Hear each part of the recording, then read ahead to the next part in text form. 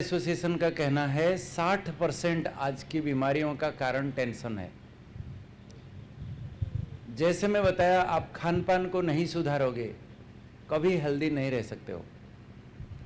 आप नियमित एक्सरसाइज नहीं करोगे, कसरत नहीं करोगे, हेल्दी नहीं रह सकते हो। इसी प्रकार जब तक आपके जीवन में टेंशन है, 1000 बीमारियां आएगी।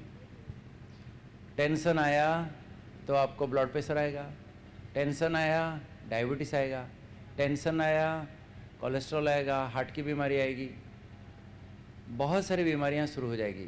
इसलिए हमें अगर संपूर्ण स्वस्थ रहना है जीवन में, तो हमें टेंशन फ्री जीवन जीना जरूरी है। तो इसलिए मैं आज ये स्वास्थ्य शिविर में ये बात भी बता रहा हूँ। और डायबिटीज़ में अधिकतर लोगों को टेंशन के कारण डायबिटीज़ होता है, और जब डायबिटीज़ हो गया लोगों को टेंशन भी हो जाता है। कितनी भी अच्छे से अच्छी दवाई खाओ, कितना भी खान पान परहेज रखो, एक्सरसाइज करो, अगर आप टेंशन करते हो तो आपका शुगर कभी कंट्रोल नहीं होगा। कोई शुगर कंट्रोल करके दिखा दे, मैं मान जाऊँगा। इसलिए आप सभी भाई बहनों को टेंशन फ्री जीवन कैसे जीना है वो भी सीखना है। मेरा सवाल है, यहाँ आप भाई बहनों को जिसको कभी टेंशन नहीं होता, ऐसा कोई है तो हाथ उठाओ। कभी नहीं? वाह, बधाई हो आपको। मैं कहूँगा आप टेंशन क्या है फिर समझे नहीं हो। आप टेंशन क्या है समझे नहीं हो। जीवन में दुनिया में कोई नहीं कह सकता मुझे टेंशन नहीं है। एक होता है टेंशन आना चला जाना, लेकिन एक होता है लोग टेंशन को सालों तक पकड़ के रखते हैं। वही बात, वो नुकसान करता है। तो चलिए मैं आपको सुनाऊंगा, आप समझ जाओगे आपको टेंशन है कि नहीं। आप सभी का दिल से स्वागत है। मैं आपको एक बहुत आश्चर्यजनक बात सुना रहा हूँ, सुनिए। दुनिया में 3 ऐसा देश है जहाँ सबसे ज़्यादा पैसा वाले लोग हैं। खूब पैसा है लोगों के पास, अपर्याप्त संपत्ति है, लेकिन उसी 3 देश में ही सबको मानसिक बीमारी है, सबका दिमाग खराब है। और उसी 3 देश में ही सबसे ज़्यादा सुसाइड कर रहे हैं लोग। कौन सा 3 देश है? कौन सा 3 देश? अमेरिका, जापान और स्वीडन। अमेरिका, जापान और स्वीडन, ये 3 देश में सबसे ज़्यादा पैसा लोगों के पास है, लेकिन सबसे ज़्यादा मानसिक विकृति बीमारियां भी है, और सबसे ज़्यादा सुसाइड भी कर रहे हैं। हम भारत में सोचते हैं, हम नेपाल में सोचते हैं हमारे पास बहुत ज़्यादा पैसा होगा तो हम सुखी रहेंगे, लेकिन देख लो दुनिया की हालत। पैसा जीवन में चाहिए, पैसा के बिना एक कदम भी आप आगे नहीं बढ़ सकते हो। पैसा तो चाहिए जीवन में, लेकिन पैसा ही सब कुछ है ऐसा नहीं है। पैसा चाहिए जीवन में, लेकिन पैसा सब कुछ नहीं है। आज पैसा कमाने के लिए लोग दिन रात खाना भूल जाएंगे, पीना भूल जाएंगे, परिवार भूल जाएंगे, बच्चे भूल जाएंगे, अपने स्वास्थ्य भूल जाएंगे। सारा दिन खाली पैसा पैसा पैसा पैसा पैसा। और एक दिन सब इकट्ठा कर लिया और मर गया। तो पैसा का सुख नहीं लिया, कभी बैंक में पड़ा रहा, मर गया। तो पैसा कमाने का क्या फायदा हुआ? पैसा कमाया जाता है उसका सुख लेने के लिए।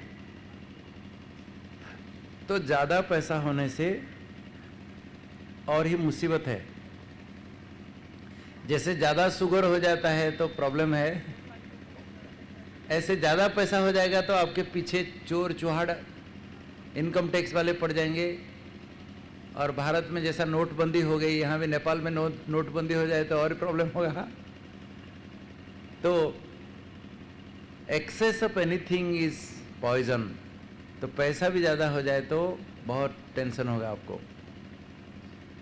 इसलिए हमारे एक बहुत सुंदर अर्थनीतिज्ञ होके गए हैं, चाणक्य नाम सुने होंगे आप। चाणक्य ने कहा था, अर्थ अनर्थम चिंतय नित्यम नास्ति ततः सुख लेशः सत्यम। अर्थ को अनर्थ समझ लो, उसमें इतना भी सुख नहीं है। लेकिन ऐसा तो नहीं कहेंगे, पैसा तो चाहिए जीवन में। कबीरदास एक संत कवि होके गए हैं, वो कह के गए हैं, साईं इतना दीजिए जामे कुटुंब समाए, मैं भी भूखा न रहूं, साधु भी भूखा न जाए। अर्थात हे भगवान, मुझे इतना पैसा दो कि हमारे घर में कोई भी अतिथि अभ्यागत आए, कोई साधु सन्यासी आए, वो भी भूखा न जाए, हम भी भूखा न रहें, बस इतना दो मुझे। आप कितने भी करोड़ों रुपया कमा लो, 50 मंजिल का बिल्डिंग भी बना दो, कितने खटिया में सोएंगे, कितनी रोटियां खाएंगे, कितने जोड़ी कपड़े पहनेंगे? हमारे मैक्सिमम कपड़े तो वार्डरोब में ऐसे ही लटके हुए रहते साल भर, साल में एक बार भी पहनते होंगे कि नहीं पता नहीं। 1000 जोड़ी जूते भी होंगे तो कितने जोड़ी जूते पहनेंगे? तो इसलिए हमें जीवन में जितना चाहिए उसके लिए अगर हम चिंता करें तो हमको टेंशन नहीं होना चाहिए। लोग आज पेट के लिए नहीं सोचते हैं, पेटियों में भर भर के रखने के लिए, ताकि 8 जनरेशन उनका खाए, इसलिए चिंता करते रहते हैं। अरे कहावत है, पुत कपूत है तो धन किस लिए रखते हो, पुत सपूत है तो धन किस लिए रखते हो। अगर आपका पुत्र सुपुत्र है तो खुद आपको कमा के देगा, आपके लिए उसके लिए रखने की जरूरत नहीं। पुत कुपुत्र होगा तो जितना भी कमा के रखे हो उड़ा देगा, जुआ खेल के दारू पी के उड़ा देगा। जीवन में भगवान जो 24 घंटा हम सभी को दिए हैं, सभी के लिए 24 घंटा है। कोई नहीं कहेगा मेरे लिए 25 घंटा है, कोई नहीं कहेगा मेरे लिए 23 घंटा भगवान ने दिया है। 24 आवर्स सबके लिए। ये 24 आवर्स को क्या करना है हमें समझना है। 8 घंटा अपने लिए बिताओ, खाओ पियो, रेस्ट करो, नहाओ धो, अपने लिए अच्छी तरह से सोना, रेस्ट करना, 8 घंटा अपने लिए। 8 घंटा खूब मेहनत करो, चाहे बिजनेस करते हो, चाहे नौकरी करते हो, आपको जितना चाहिए भगवान दे ही देंगे। फिर भी 8 घंटा बचता है, वो 8 घंटा किसके लिए? अपने बच्चों के लिए, अपने परिवार के लिए, अपने अड़ोस पड़ोस के लिए, सेवा के लिए, पुरुषार्थ के लिए, परमार्थ के लिए। ये जीवन में एक होता है व्यवहार, जो जीने के लिए जो कुछ करते हो उसको व्यवहार कहा जाता है। नौकरी करते हो, धंधाधोरी करते हो, बिजनेस करते हो, कपड़े धुलाई करते हो, खाना बनाते हो, ये सब जीने के लिए जो करते हो उसको व्यवहार कहा जाता है। लेकिन एक होता है पुरुषार्थ, दूसरा होता है परमार्थ। पुरुषार्थ क्या है? ये शरीर प्रकृति है, इसमें आत्मा को पुरुष कहा जाता है। तो आत्मा की प्रगति उन्नति के लिए जो कुछ करते हो उसको पुरुषार्थ कहा जाता है, पुरुष अर्थ। तो भगवान को ध्यान करते हो, डेली आप अच्छे आध्यात्मिक कुछ लिटरेचर पढ़ रहे हो, सत्संग करते हो, अच्छे किसी के प्रवचन सुनते हो, इसमें आपका आत्मा का भला होता है, कल्याण होता है, जो अगले जन्म तक भी चलेगा। बाकी व्यवहार धंधाधोरी तो यहाँ ही रह जाएगा सब। आप मान लीजिए कितना भी पैसा इकट्ठे करके रहो, जिस दिन मर जाए क्या होगा? लेके जाएंगे? यहाँ ही रह जाएगा, सब उतार लेंगे। मैं आपको एक हंसी की बात सुनाता हूँ, सत्य घटना है। चाइना में एक बहुत बड़ा बिजनेसमैन था। देखा गया 66% जो बड़े बड़े कंपनी के चीफ एग्जीक्यूटिव ऑफिसर होते हैं उनको इतना टेंशन, बात मत पूछो। 11% तो कहते हैं कि हमारे बहुत मुश्किल है, मुसीबत है, इतना टेंशन कि हमको नींद नहीं उड़ जाती है, नींद नहीं आती है। पिछले साल टाइम्स ऑफ इंडिया में आया था एक youngest CEO of the world, 43 year only, एक मल्टी मिलियनर कंपनी का चीफ था। उसको इतना ज़बरदस्त हार्ट अटैक हो गया कि उसको कोई बचा ही नहीं सका। साइंटिस्ट लोगों ने सब देखा, सीबीआई उसका इन्वेस्टिगेट किया, देखा क्या कारण है, क्यों इतना कम उम्र में इतना हार्ट अटैक हुआ। देखा गया कि कंपनी का इतना प्रेशर था उसके ऊपर कि वो 3 दिन 3 रात सोया नहीं था, खाली काम कर रहा था, हार्ट अटैक हो गया, गया। तो सारा जीवन मशीन की तरह काम करने के लिए हम आए हैं क्या दुनिया में? अरे मेरे भाई और बहनों, दुनिया में खूब मौज करने के लिए, खुशियां मनाने के लिए, सबके साथ प्रेम प्यार से रहो, बहुत जीवन का आनंद लो भरपूर, इसलिए जीवन में आए हैं। जीवन में दिन रात खाली मेहनत करके पैसा पैसा पैसा, एक दिन हार्ट अटैक होकर मर गया, क्या काम का है पैसा? इसलिए जीवन में एक बैलेंस रखना जरूरी है। तो आज हम सुनेंगे अभी स्ट्रेस फ्री लिविंग, अर्थात तनाव मुक्त जीवन। क्या करने से हम तनाव मुक्त रहेंगे? सबसे पहले प्रश्न उठता है कि तनाव होता क्या है, ये स्ट्रेस होता क्या है? Stress is a form of mental agony, एक मानसिक पीड़ा है। जब जीवन में कोई परिस्थिति आ जाती है, समस्या आ जाती है, क्या करूं, कैसे करूं, अब क्या होगा, कैसे होगा, जब मन में चलता है उसको टेंशन कहा जाता है, स्ट्रेस कहा जाता है। और जब आपके जीवन में कोई ऐसी परिस्थिति आती है और सोचते हो कि मेरे से ये मेरे बस की बात नहीं है, तब आपको स्ट्रेस पैदा होता है। जैसे आपके घर में आप एक मिडिल क्लास फैमिली के हो, आपके पास बहुत पैसा नहीं है, आपकी बच्ची की शादी है, आप सब बेच बूच देंगे तो भी इतना पैसा इकट्ठे नहीं कर सकते हो, तो आपको टेंशन होगा। लेकिन आप बहुत पैसा वाले हो, जितना पैसा चाहे आप इतना खर्च कर सकते हो, आपकी बेटी की शादी है तो आपको टेंशन नहीं होगा। आपके पास कितने रिसोर्सेस है, परिस्थिति कितनी बड़ी है और आप उसको मुकाबला करने की कितनी क्षमता है, उसके आधार से स्ट्रेस होता है। और जब किसी को कहीं चेंज करना पड़ता है तो भी लोगों को स्ट्रेस होता है। मान लीजिए आप कहीं नौकरी कर रहे हो और वहाँ 10 साल से रह रहे हो, बच्चों का स्कूल बढ़िया, एजुकेशन बढ़िया, क्वार्टर अच्छा मिला है, सब कुछ अच्छा है, अचानक ट्रांसफ़र हो जाता है बहुत दूर कहीं, वहाँ क्वार्टर भी नहीं है, बच्चों के लिए स्कूल भी नहीं है, तो आपको टेंशन होगा, अरे क्या करूँ, कैसे करूँ। जब भी मनुष्य जीवन में कभी ना कभी कोई चेंज करना पड़ता है तो लोगों को टेंशन होता है। लेकिन जीवन में एक ही मात्र कुछ अपरिवर्तनीय सत्य है, तो वो परिवर्तन ही है। बचपन से अभी तक देखो हमारे जीवन में क्या क्या नहीं बदल गया, सब कुछ बदल गया। छोटे बच्चे कैसे थे, अभी कितना बड़े हो गए, कैसे कैसे चेंज हो गया, कितना चेंज हो गया। तो जो चेंज को, परिवर्तन को स्वीकार करता है उसको टेंशन नहीं होता है। तो अमेरिकन मेडिकल एसोसिएशन का कहना है आज की 60% बीमारियों का कारण टेंशन है। जब टेंशन पैदा करते हो, आपके शरीर में एक भी अंग नहीं रह जाता, उसका बुरा असर नहीं होता है। आपके ब्रेन पर, आपके हार्ट पर, आपके स्टोमक पर, आपके पेनक्रियास पर, आपके आंतड़ियों पर, आपके गोनाड्स पर, बॉडी का एक एक ऑर्गन पर उसका डैमेज होता है। तो स्ट्रेस वास्तव में एक प्रकार की मानसिक पीड़ा है। जब आपके जीवन में कोई परिस्थिति आती है, समस्या आती है, आप क्या करूं, कैसे करूं, क्या होगा, अब क्या होगा, जब आप सोचते हो उस समय उसको स्ट्रेस कहा जाता है। मैं आपको छोटा सा एक उदाहरण देता हूं, उससे पता चल जाएगा, आप समझ आओगे। देखो एक आदमी है, उसके पास एक मधुमक्खी उड़ के आ रही है। जैसे मधुमक्खी को देखता है, सोचता है अरे बाप रे मधुमक्खी आ गई, अभी क्या होगा, काट देगा, मर जाऊंगा, क्या होगा, कैसे होगा। जो मन में चल रहा है उसको स्ट्रेस कहते हैं। Stress is form by stressor. ये तो मधुमक्खी का एक उदाहरण दिया, लेकिन कोई परिस्थिति आ सकती है, कोई व्यक्ति आ सकते हैं, कोई भी कुछ भी जीवन में कोई बीमारी आ सकती है। जब आप सोचते हो बाप रे अभी क्या करूं, कैसा होगा, ऐसा क्यों होगा, अरे बाप रे मेरे नसीब में ऐसा क्यों, तो उसको स्ट्रेस कहा जाता है। लेकिन कभी कभी वो परिस्थिति ठीक हो जाती है। देखो वो मधुमक्खी उड़ गई, कुछ नहीं की, लेकिन घंटों तक भी उसका चेहरा देखो कैसा है, सोच रहा है दोबारा आ जाए तो, अगर मुझे काट देती तो, मैं अगर मर जाता तो, मेरे बच्चों को क्या होता, क्या क्या क्या क्या सोच रहा है, और दिमाग कैसे खराब। उसको भी एक प्रकार का स्ट्रेस कहते हैं। इसको मेडिकल भाषा में हम एंजाइटी कहते हैं। एक व्यक्ति किसी को गाली दे दिया सबके सामने, वो सालों तक नहीं भूल पाता है, कहता ऐसा बेइज्जती कर दिया, मेरे को सबके सामने बेइज्जती कर दिया, मैं मुंह दिखाने लायक नहीं हूँ। तो लोग वही वही वही वही सोचते रहते सालों तक। तो उसको ही मेडिकल भाषा में एंजाइटी कहते हैं। ये भी एक प्रकार का स्ट्रेस है।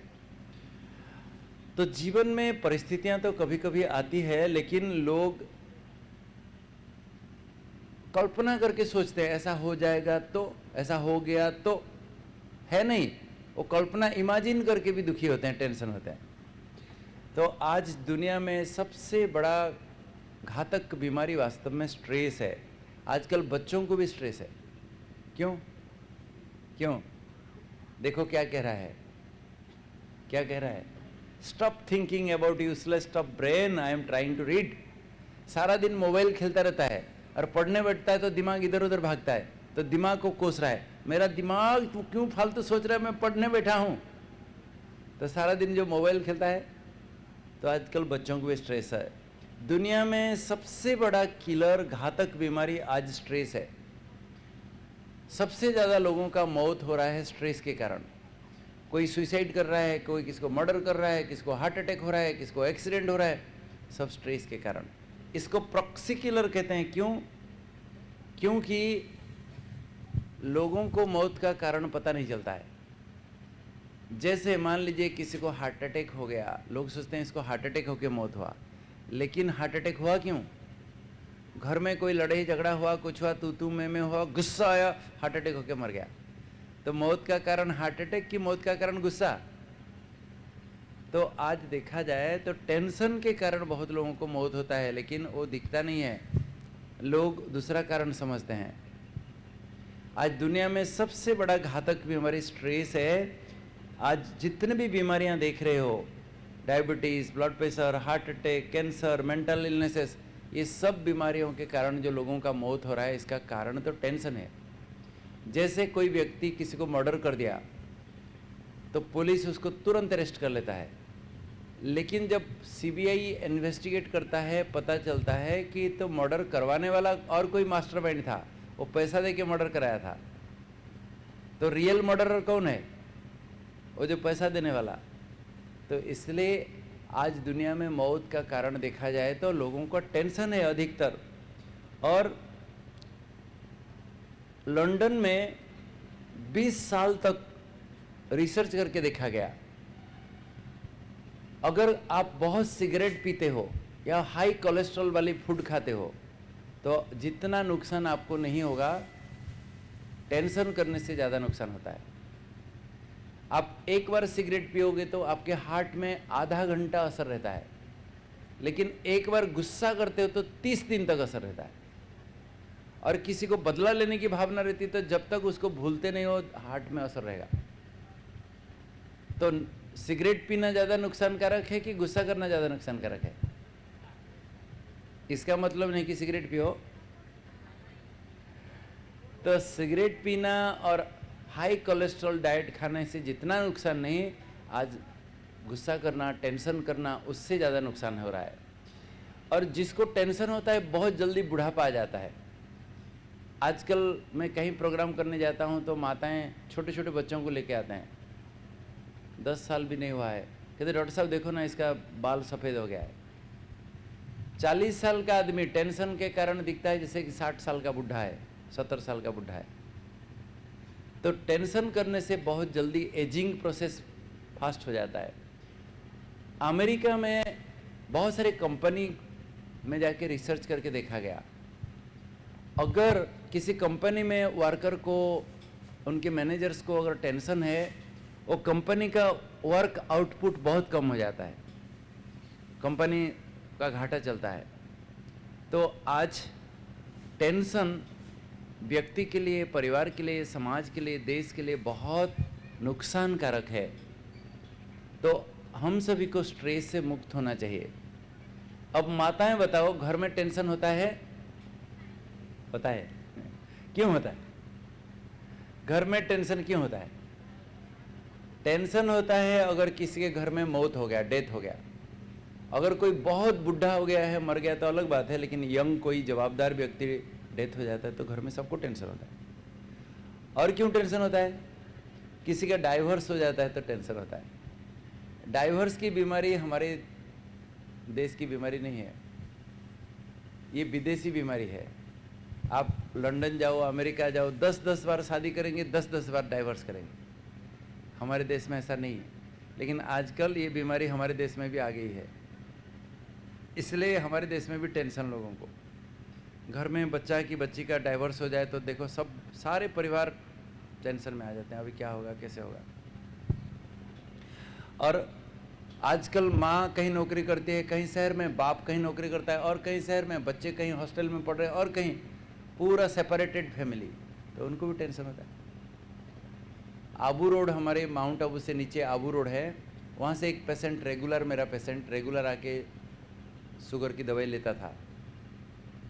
उनका शुगर कितने सालों से कंट्रोल था, अचानक देखा 300 400 300 400। मैं बोला क्या हो गया भाई, आपका तो इतने सालों से कंट्रोल चल रहा था, अभी क्यों ऐसा हो गया? कहता है मैं क्या कहूँ डॉक्टर साहब, मेरा बेटा बड़ा हो गया है, अभी कोचिंग क्लास करने के लिए मैं कोटा भेजा हूँ, वहाँ जाके ट्रेनिंग लेता है, और वहाँ जाके यंग बच्चे रहते हैं, कहीं संग दोस्त में बिगड़ ना जाए, इसलिए उसकी माँ उसके साथ रहती है और खाना भी बना के खिलाती है। मैं यहाँ घर में अकेला पड़ गया, मुझे डायबिटीज़ है, मुझे खाना पीना तो बनाना नहीं आता है, बहुत चिंता हो गई, टेंशन हो गया, इसलिए मेरा शुगर बढ़ गया। तो आज सेपरेटेड फैमिली, इसलिए लोगों का भी टेंशन ज़्यादा, और शादी करानी है तो लोगों को टेंशन होता है, खास करके बच्चियों की। मिडिल क्लास फैमिली में बच्चों की शादी कराना बहुत एक टेंशन होता है लोगों को। और क्या, बच्चे पैदा हो तो टेंशन, खास करके बच्चे पैदा ना हो तो टेंशन, बुढ़ापा में कौन हमको संभालेगा, देखेगा। और आजकल सासू बहू की कहानी हो तो घर घर की कहानी आप सभी जानते होंगे। आजकल जनरेशन गैप इतना फास्ट हो गया है कि हम जो 60+ यहाँ बैठे हैं, हमारा बचपन का याद करो। आजकल के बच्चे पैदा हो के ही कंप्यूटर लेके पैदा होते हैं। हमारे ज़माने में क्या था, कितना चेंज हो गया। मैं आपको एक बात बताता हूँ, हंसी की बात सुनो। दिल्ली से एक माता तक वो भी देखेगा, ये जनरेशन पूरा चेंज हो गया है पूरा। मैं बता रहा हूँ आपको, और एक घटना सुनाता हूँ। आजकल सब जॉइंट फैमिली में कोई रहना नहीं चाहते, अकेले अकेले रहना चाहते हैं। शहर में जाओ देखना, छोटा छोटा फ्लैट में हस्बैंड वाइफ बच्चे, बस माँ बाप को छोड़ देंगे कहीं, और कहीं किसी के साथ नहीं रहते हैं। पहले 40 50 लोग भी, भाई बहन माँ बाप, 3 जनरेशन तक हम साथ में रहते थे। वो तो गया। तो एक ऐसा एक कपल एक सिटी में फ्लैट में रहते थे। जो लड़का था वो बहुत बड़ा मैनेजर था, उसकी बीवी भी कोई नौकरी करती थी, इतना छोटा सा बच्चा। उसकी बुढ़ी माँ आई हुई थी। तो एक दिन वो लड़का कहता है, मम्मी आज हम एक पार्टी में जा रहे हैं, आते आते लेट हो जाएगा, घर में जो भी बनाना है बना के आप खा लेना। तो माँ कहती है मैं तो गांव में रहने वाली, मुझे गैस फैस कुछ आता नहीं है बेटा, मैं कैसे बनाऊं। तो बहू कहती है ये बगल में एक मंदिर है, वहाँ लंगर लगता है, खा लेना उधर, और चले गए। तो बच्चा सुन रहा था। कार में जाते जाते बच्चा कहता है, मम्मी मम्मी पापा पापा, मैं बड़ा ऑफिसर बनूंगा ना, एक मंदिर के बगल में एक बंगलो बनाऊंगा। तो बाप कहता है क्यों? उसकी माँ कहती क्यों? कहता है मैं भी पार्टी में जाऊंगा, तुम लोग बुढ़े हो जाओगे, कहाँ खाओगे, मंदिर पे खाओ। बच्चे माँ बाप को पूरा नकल करते हैं। याद रखना, आप जो करोगे बच्चा वही करेगा।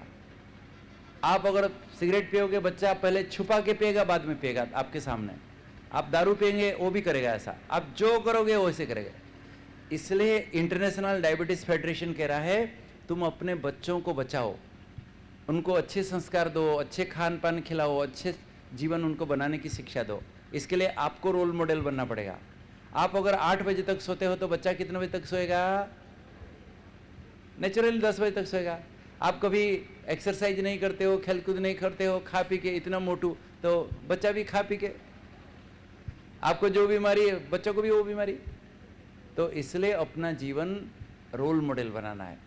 तो आजकल जिनके घर में ऐसे बच्चे हैं, शरारती बच्चे हैं, वो भी दुखी। जिनके घर में बच्चे नहीं है वो भी टेंशन। आजकल बुढ़ियों को भी टेंशन, तो बुढ़ों को भी टेंशन है। ऐसा कोई नहीं होगा जिसको टेंशन नहीं होगा। दुनिया में हर कोई को टेंशन है। अभी 21st सेंचुरी चल रही है। 21st सेंचुरी में हमारे पास सबसे फास्ट दौड़ने वाला Usain Bolt Olympic gold medalist है। हमारे पास फास्ट दौड़ने वाला पागानी जोंडाएफ कार, हमारे पास फास्ट दौड़ने वाला बुलेट ट्रेन, हमारे पास फास्ट उड़ने वाला जेट विमान, हमारे पास फास्ट दौड़ने वाला जेट मोटर बाइक 1 घंटे में 400 किलोमीटर चलता है। हमारे नेपाल में ऐसा रास्ता ही नहीं है। और ये क्या है बताओ? ये क्या है बताओ? क्या है? ये भी एक मोटरसाइकिल है, 1 घंटे में 500 किलोमीटर दौड़ता है, वर्ल्ड्स फर्स्टेस्ट मोटरसाइकिल। ऐसा रास्ता हमारे देश में नहीं है। अच्छा बताओ ये क्या है, क्या है बताओ? ये भी एक साइकिल है, बाईसाइकिल है, देखो अंदर बैठ के पेडल कर रहा है, 1 घंटे में 80 माइल चलता है, 120 किलोमीटर। तो we are fast at every aspect of her life. जीवन में हर बात में हम fast fast fast fast fast. आजकल दुनिया में किसको स्लो पसंद नहीं है, सब फास्ट फास्ट फास्ट, सब कुछ फास्ट फास्ट फास्ट। क्या देख रहे हो? Fast light sound. आप कहीं भी, कहीं मैरिज में जाओ, कहीं भी जाओ, वहां धूम धड़ाका लाइट साउंड फास्ट चलता रहता है। आजकल स्लो किसी को पसंद नहीं है। पहले जमाने में मैं जब छोटा था, उन दिनों में टीवी नहीं था, कुछ नहीं था, तो शाम के समय में मेरे पिताजी कभी कभी संगीत संध्या होती थी। लोग रिटायर्ड हैं, कुछ नहीं, शाम को कहीं बैठ के संगीत संध्या होती थी। 2-3 क्लासिकल सिंगर आते थे, एक सितार लेके, गिना लेके, बीणा लेके, ट्यों ट्यों ट्यों ट्यों ट्यों ट्यों त्यों त्यों। तो फिर वहाँ जाके कोई क्लासिकल सिंगर आके लोग आराम से बैठ के देखते थे। आजकल कुत्ता भी होगा तो भाग जाएगा वहाँ से। सबको धूम धड़ाका चाहिए, डिस्को म्यूजिक चाहिए, तो लोगों को फास्ट म्यूजिक चाहिए। और क्या चाहिए? और क्या चाहिए? और क्या चाहिए? सबको फास्ट फूड चाहिए। क्योंकि खाना कौन बनाता है, कौन मेहनत करेगा? फटाफट जाओ, फास्ट पैसा फेंक दो, फास्ट ले आओ, फास्ट पढ़ के खा दो, फास्ट खाओ, फास्ट बीमारी, फास्ट ऊपर जाओ। तो इसलिए फास्ट फूड कहा जाता है। तो लोगों को फास्ट फूड पसंद है, हमारे बच्चों को भी फास्ट फूड पसंद है। तो हम भाग रहे हैं, दौड़ रहे हैं, भाग रहे हैं, दौड़ रहे हैं। आपको नेपाल में नहीं पता चलेगा। कभी आओ बॉम्बे। मैं मुंबई में पढ़ रहा था, तो जिस दिन पढ़ाई पूरी किया, मैं कान पकड़ लिया, जिंदगी में नहीं आऊँगा कभी और बॉम्बे। 20 साल तक नहीं गया, 20 साल तक नहीं गया। मैं आपको बता रहा हूँ क्या फास्ट लाइफ, बाप रे बाप रे, भागम दौड़ी। ऐसा 1 इंच भी ट्रेन में जगह नहीं मिलेगा घुसने के लिए। ऐसा हालत की बात मत हो जाए, एक बार आओ देखना जीवन में। पिछले साल मैं पूना गया था। पूना में ऐसा डायबिटीज़ का प्रोग्राम था, रात को 8 बजे तक, 4 से 8 बजे तक, और मेरा ट्रेन था 8:30 बजे। तो मैं बहनों को बोला 8 बजे तक प्रोग्राम है, 8:30 बजे मैं ट्रेन कैसे पकड़ूं? कहते आप चिंता नहीं करो, बगल में है रेलवे स्टेशन, छोड़ देंगे आपको। 8 बजे फटाफट पूरा करूँगा। क्या 2 रोटी खा के फटाफट एकदम, मेरे पास हमेशा एक सूटकेस और लैपटॉप, 2 बैग, तो लेके रेलवे स्टेशन मुझे छोड़ दिए। मैं सोचा कि पूना में इतना भीड़ भाड़ तो नहीं होगा, लेकिन जाके देखता हूँ, बाप रे बाप रे, क्या भीड़ वहाँ, इतनी गर्दी की बात मत पूछो। और डिस्प्ले टेंशन, जब हमारे दिमाग में उल्टे सुल्टे सोच चलते हैं, उसको टेंशन कहते हैं। जैसे आपके पाँव में एक कांटा चुभ गया, तो कांटा को निकालने के लिए दूसरे कांटा आप इस्तेमाल करते हो, दूसरे कांटे से वो कांटा को निकालते हो। ऐसे ही हमारे मन के उल्टे विचार को अच्छे विचार से ही रिप्लेस कर सकते हो, तो आपको टेंशन नहीं होगा। मन में जब अच्छा विचार क्रिएट करोगे तो आपका टेंशन खत्म हो जाएगा। तो मन में अच्छे विचार कैसे क्रिएट करें? सुनिए, आपको किसने बहुत इंसल्ट कर दिया, सबके सामने गाली दे दिया, इंसल्ट कर दिया, होगा टेंशन। आप ऑफिस में काम कर रहे हो, रोज रोज लोगों को देखना पड़ेगा, आपका बॉस आके आपको ऐसे बेइज्जती कर दिया सबके सामने, बात मत पूछो। टेंशन होता है कि नहीं? होता है, सबको होता है। लेकिन हमारी ब्रह्मा कुमारी बहनें कहते हैं, nobody can feel you inferior without your consent. आपके सम्मति के बिना आपको कोई इंसल्ट कर ही नहीं सकता है। एक उदाहरण बताता, सुनो। अभी कभी आपने हाथी को देखा होगा। हाथी के पीछे जब हाथी के पीछे जब कुत्ते भों भों भों भों करते हैं, हाथी घबराता है? हाथी बिल्कुल नहीं घबराता है, आराम से मस्ती से चलता रहता है। वो पीछे मुड़ के भी नहीं देखता है कौन भों भों कर रहा है, क्योंकि उनको पता है मैं कौन हूं और वो कौन है। लेकिन एक बकरी के पीछे की गाय के पीछे जब कुत्ते भों भों करते हैं, देख लेना, वो बकरी इस गली में, उस गली में, उधर भागी, उधर भागी। जो व्यक्ति आत्मसम्मान में जीना जानता है, उसको कोई भी इंसल्ट कर नहीं सकता है। मैं और एक उदाहरण बताता हूं। आप सूरज को ऊपर देखो, सन को ऊपर देखो, और ऊपर देख के थू कर दो, क्या होगा? अपने ऊपर ही गिरेगा। मैं एक सिंपल उदाहरण बताता हूँ, आप समझ जाएंगे। मान लीजिए आप सभी बैठ के मुझे सुन रहे हो, कोई एक व्यक्ति यहाँ चढ़ के ऊपर आ जाता है, आपके सबके सामने मुझे बहुत गाली देता है, कहता तू अच्छा डॉक्टर नहीं है, तू यहाँ लोगों को उल्लू बनाने आया है, तू लुटेरा है, ऐसा मुझे बहुत कुछ झूठा इल्जाम लगा कि कुछ कुछ गाली देता है। मैं कुछ भी नहीं बोला, चुपचाप साइलेंट होके रिएक्शन नहीं दिखाया। आप किसको बुरा कहेंगे? क्यों मेरी इतनी बेइज्जती कर दी? इसलिए आपको कोई इंसल्ट करता है तो आप रिएक्ट नहीं करो, चुप रहो। दुनिया में कौन बुरा है भला है सब जानते हैं, आपको डिस्टर्ब होने की कोई जरूरत नहीं है, आप चुप रहो, देखना आपको कभी टेंशन नहीं होगा। तो लोग रिएक्शन करते हैं, अरे मैं कुछ नहीं किया, मुझे इतना इंसल्ट कर दिया, ऐसा कर दिया। नहीं, अपने आत्मसम्मान में जीना सीखो। और कभी भी जो हुआ हमेशा सोचो जो हुआ अच्छा हुआ, जो हुआ अच्छा हुआ, हमेशा सोचो जो हुआ अच्छा हुआ, जो हो रहा है अच्छा हो रहा है, जो होगा अच्छा होगा, हमेशा सोचो। ये अकबर बीरबल की एक कहानी है, आप सुने होंगे। एक बार अकबर बीरबल सवेरे सवेरे शिकार करने के लिए तैयारी कर रहे थे। अकबर अपना म्यान से तलवार निकालते समय हाथ से थोड़ा लग गया, कट गया, खून बहने लगा। तो बीरबल आया, दौड़ के आया, पट्टी लगा के कहता है बादशाह जो हुआ अच्छा हुआ। तो अकबर को बड़ा गुस्सा आया, कहता है कैसे अच्छा हुआ, मेरा हाथ कट गया सवेरे सवेरे, कहता है अच्छा हुआ, क्या अच्छा हुआ? कहता है बादशाह जो हुआ अच्छा हुआ।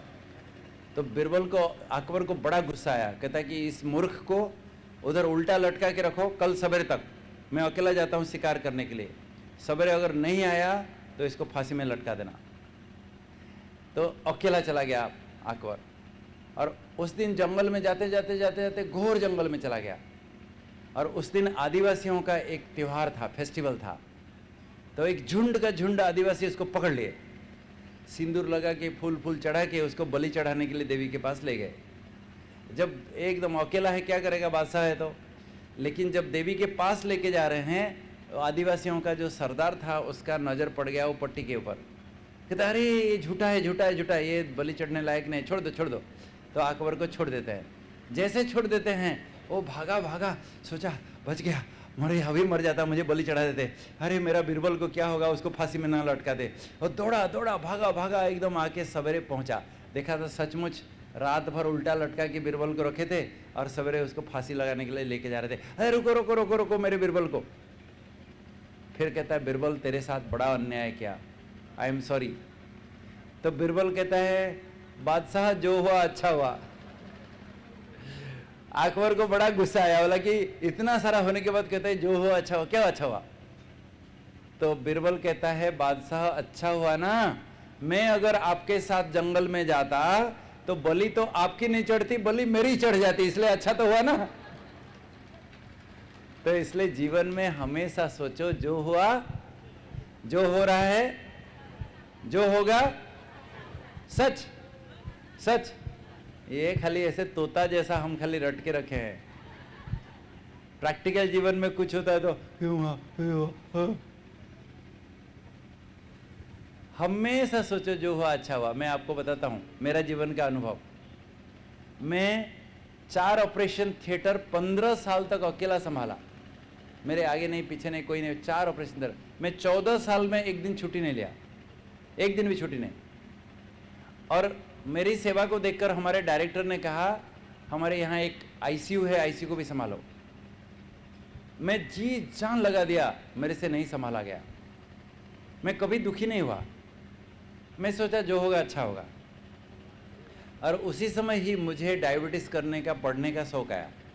मैं देखते देखते देखते डायबिटीज़ पढ़ा और आज सारी दुनिया में जाकर इतनी सेवा कर चुका हूँ। मैं 14 साल तक सनराइज क्या है, सनसेट क्या नहीं देखा था। 4 दीवार के अंदर मेरा दिन रात बीत रहा था। मैं अगर आईसीयू को संभालता शायद मेरा सारा जीवन वो 4 दीवार के अंदर बीत जाता, जो भगवान को मंजूर नहीं था। आज मैं डायबिटीज़ पढ़ा, जिसके कारण आज मैं सारे वर्ल्ड में घूम के हजारों भाई बहनें मुझे दुआ देते हो। मैं अगर मेरे से आईसीयू संभाल जाता मैं तो वहीं लटका रहता। तो मेरे जीवन में जो हुआ अच्छा हुआ ना। तो इसलिए कभी भी आप कुछ कर रहे हो अगर उसमें आपको सिद्धि नहीं मिल रही, सफलता नहीं हुई, तो सोचो जो होगा अच्छा होगा।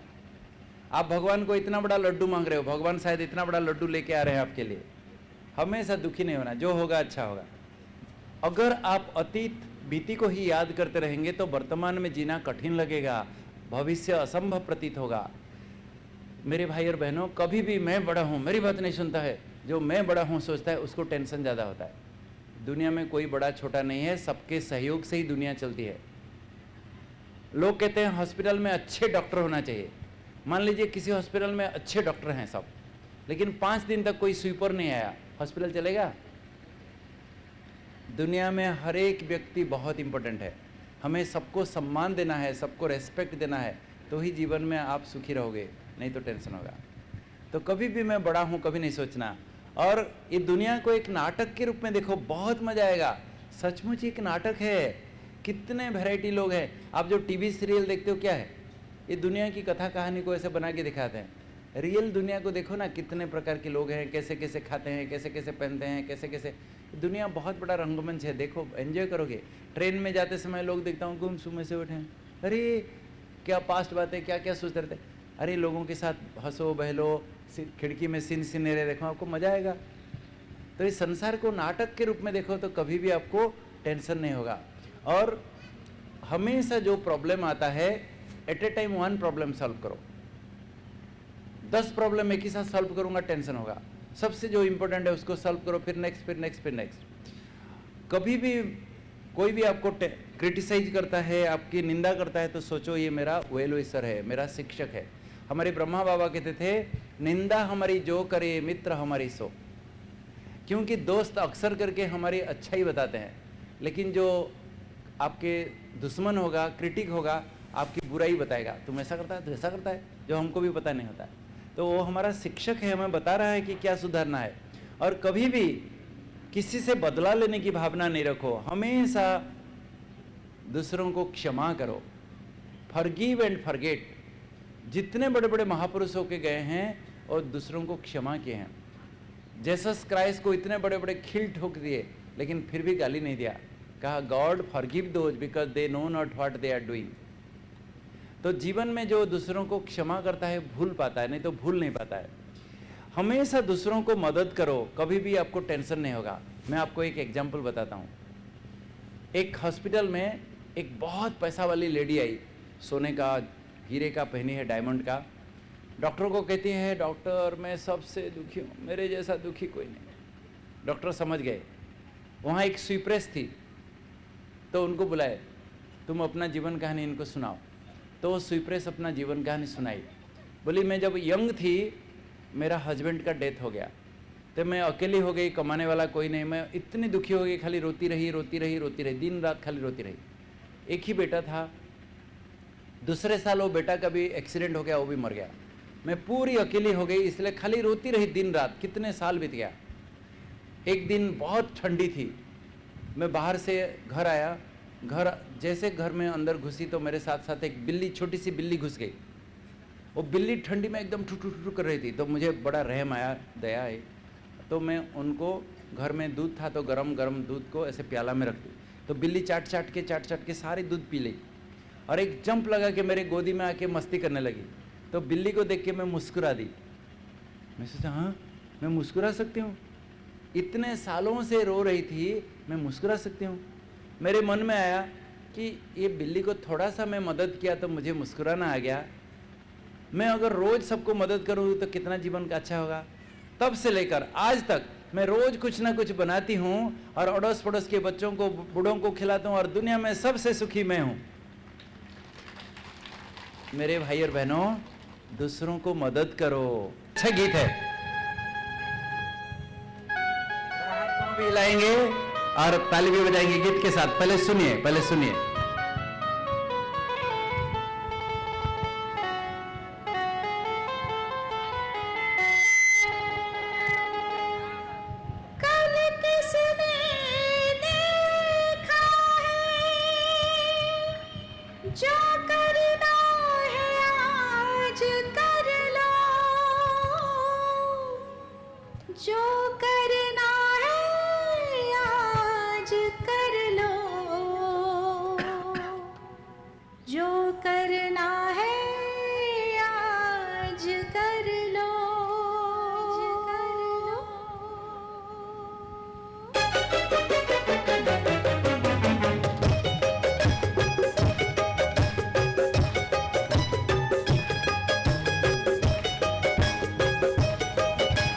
ऊपर आइए मैडम।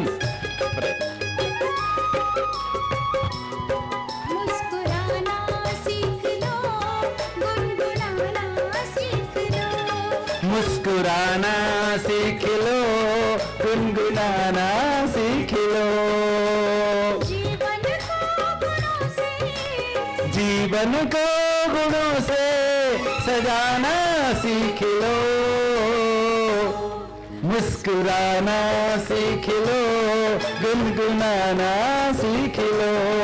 मुस्कुराना सीख लो, गुनगुनाना सीख लो।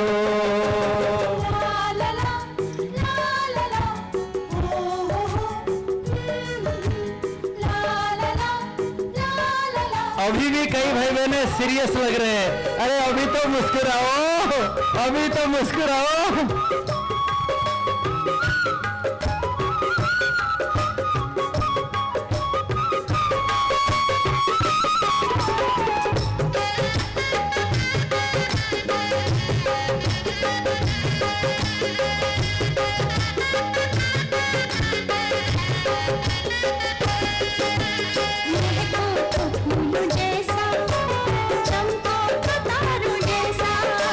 महको तो फूलों जैसा, चमको तो तारों जैसा। चमको तो सूरज जैसा, मन उपवन बहारों जैसा।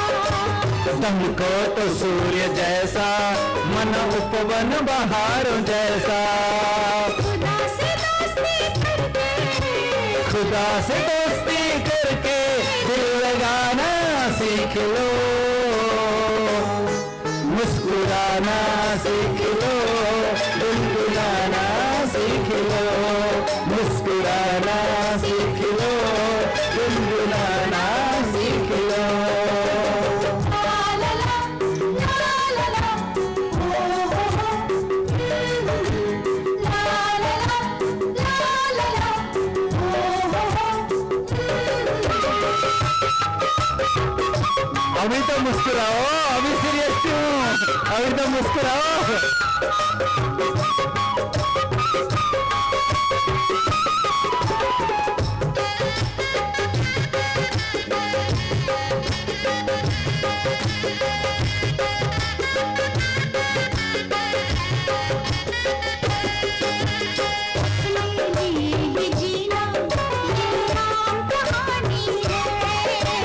अपने लिए ही जीना ये तो आम कहानी है। दूसरों के लिए जीना यही तो जिंदगानी है। दूसरों के लिए जीना यही तो जिंदगानी है। सबके दिलों में प्रभु का, सबके दिलों में प्रभु का प्रेम जगाना सीख लो। मुस्कुराना सीख लो, गुनगुनाना सीख लो। मुस्कुराना सीख लो, गुनगुनाना सीख लो।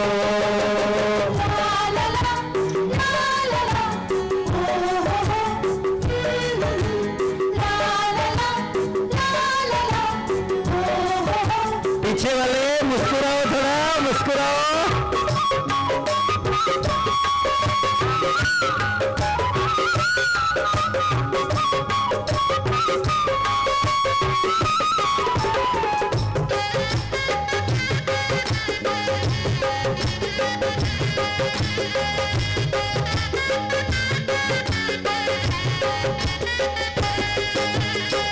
कुछ संजो रहे हो ये सब एक सपना है।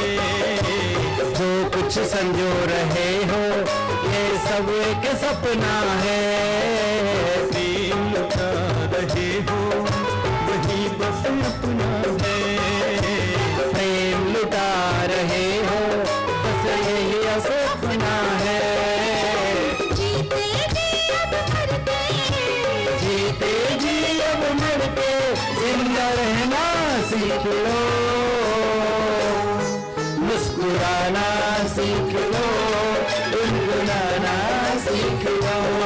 मुस्कुराना सीख लो, गुनगुनाना सीख लो। जीवन को गुणों से जीवन को गुणों से सजाना सीख लो, मुस्कुराना सीख लो, गुनगुनाना सीख लो, मुस्कुराना सीख लो, गुनगुनाना सीख लो। ला ला ला ला ला, हो ला ला ला। बहुत बहुत धन्यवाद सभी को, माताओं को विशेष धन्यवाद। आप सदा पॉजिटिव सोचोगे तो कभी टेंशन नहीं होगा आपको। एक बड़ा संत थे, वो कहीं जा रहे थे, रास्ते में जाते जाते एक गांव आया। गांव से पहले कुछ कंस्ट्रक्शन का काम चल रहा था। वहां 3 मजदूर पत्थर तोड़ रहे थे। तीनों मजदूर का हाव भाव बिल्कुल अलग। एक मजदूर एक हथौड़ा लगाता है करके बैठ जाता है, फिर आता है एक हथौड़ा लगाता है करके बैठ जाता है। दूसरा मजदूर पत्थर तोड़ रहा है, उसके चेहरे में ना खुशी ना गम। और तीसरा मजदूर तो पूरा छलांग लगा के गीत गा के हुइसिल मारते मारते धड़म धड़म मारता जा रहा है। ये संत को बड़ा आश्चर्य लगा, ये तीनों मजदूर पत्थर तोड़ रहे हैं लेकिन तीनों का हाव भाव बिल्कुल अलग है, क्यों भाई? नजदीक जाके वो पहला मजदूर को पूछते हैं, तू क्या कर रहा है भाई? कहता है दिख नहीं रहा है क्या? भगवान ने मेरे नसीब में यही तो लिखा है, पत्थर तोड़ रहा हूं, क्या कर रहा हूं? दूसरा मजदूर को पूछते तू क्या कर रहा है भाई? कहता है देखो यार, ये दुनिया एक कर्म क्षेत्र है, मेरे बच्चे बीवी है, मैं मजदूरी नहीं करूंगा तो क्या खिलाऊंगा, इसलिए मजदूरी कर रहा हूं। तीसरा को पूछते तू क्या कर रहा है भाई? ओ तो पूरा एकदम छलांग लगा के पूरा एकदम ऐसे खगियां मार के कहता है वाह जनाब क्या बताऊं, हमारे गांव में एक बहुत बड़ा मंदिर बन रहा है, यहाँ एक देवी की प्रतिमा यहाँ स्थापना होगी, लाखों भगत आएंगे देवी का दर्शन करने के लिए, मैं कितना खुश नसीब, मेरा कितना पुण्य जमा हो रहा है, वाह जनाब वाह धड़म। अरे हाँ हमारे ट्रस्टी कितने अच्छे हैं, मैं बाल बच्चे वाला हूँ ना, रोज इतना पैसा देते हैं, मेरे बच्चों को खिलाता हूँ, वाह जनाब धड़म। तो अब बोलो ये तीनों में से कौन अच्छा है? क्यों भाई? तीनों को तो वही मजदूरी समान मिल रहा है, वही काम कर रहे हैं, वही पत्थर तोड़ रहे हैं, और तीसरा वाला कैसे अच्छा हो गया?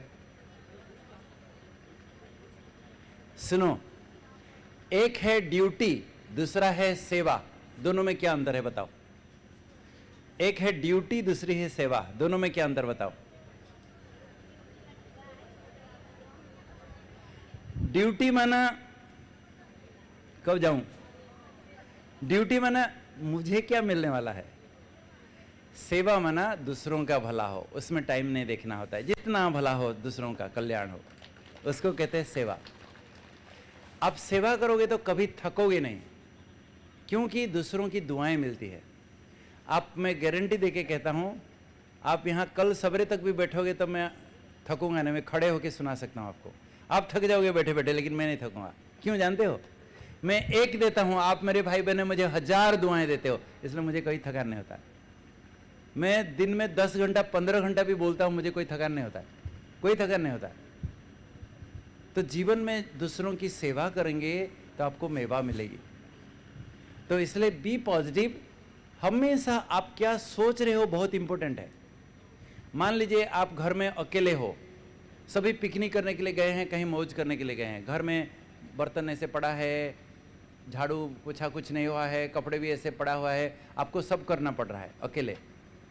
आप सोच रहे हो मैं ही घर का नौकरानी हूँ, सारा काम मुझे करना पड़ता है, तो कौन सा मजदूर बने? अरे संसार में हमको भगवान ने भेजा है दूसरों की सेवा के लिए। आप जो भी आपके साथ में हो, आप सोचो इनकी सेवा के लिए भगवान ने मुझे भेजा है। जीवन में कभी थकोगे नहीं, सबकी दुआएं मिलेगी। मैं ही नौकरानी हूँ, मैं क्या, तो उसको पॉजिटिव थिंकिंग नहीं कहेंगे। तो सेवा माना पॉजिटिव थिंकिंग, समझा? तो हमेशा आज हम पॉजिटिव सोचेंगे, कुछ भी हो जाए, आज से प्रतिज्ञा करेंगे कि हम पॉजिटिव सोचेंगे। जो ऐसा सोचते हो हाथ उठाओ, हाथ उठाओ, लंबा लंबा लंबा लंबा, माताएं बहुत अच्छा, बधाई हो। लेकिन आज ही आपको टेस्ट पेपर आएगा, घर पहुंचते ही कहेंगे कहां गई थी इतनी देर तक, कहां गई थी? कोई कुछ भी बोले, आपके मन में हमेशा पॉजिटिव सोचना है, हमेशा पॉजिटिव सोच। देखो जीवन में कभी टेंशन नहीं होगा। तो भगवान कहते हैं तुम महान हो, तुम्हारा जन्म महान कर्तव्यों के लिए हुआ है, अब अपने जीवन को सफल करो। ये संसार में आए हैं हम कुछ अच्छा काम करने के लिए, दुनिया में अच्छा काम करें और भगवान को सब कुछ टेंशन देकर रिलैक्स हो जाओ, एक छोटा बच्चा की तरह। एक छोटा बच्चा को टेंशन होता है क्या? आज घर में चावल नहीं है, आज घर में केरोसिन नहीं है, आज बिजली का बिल भरना था नहीं दिया, वहाँ पेट्रोल रेट बढ़ गया है, उसको टेंशन होता है। मम्मी मम्मी लाओ क्या खाना है, उसको कोई टेंशन नहीं, कोई मतलब नहीं। तो जो जैसे बच्चों को कोई टेंशन नहीं होता है, माँ बाप को सब सौंप देते हैं, ऐसे ही भगवान को भी हम खाली प्रार्थना करते थे, तुम मात पिता हम बालक तेरे, तेरे तुम्हारी कृपा ते सुख गण, खाली तोता जैसा। प्रैक्टिकली भगवान को सौंप के देखो, देखना आपको टेंशन होगा तो मुझे बता देना। ऑनेस्टली बता रहा हूँ, मुझे इनकम टैक्स क्या है पता नहीं, मुझे LIC क्या है पता नहीं, मुझे आलू का रेट क्या है पता नहीं, मुझे कुछ पता नहीं।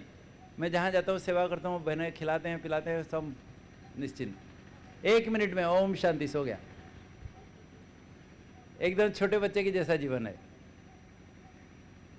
इसलिए मेरे सारे फ्रेंड्स अभी रिटायर्ड हो चुके हैं, मैं देखता हूँ तो मेरे ग्रैंडफादर जैसे दिखते हैं, मैं पहचान नहीं पाता हूँ।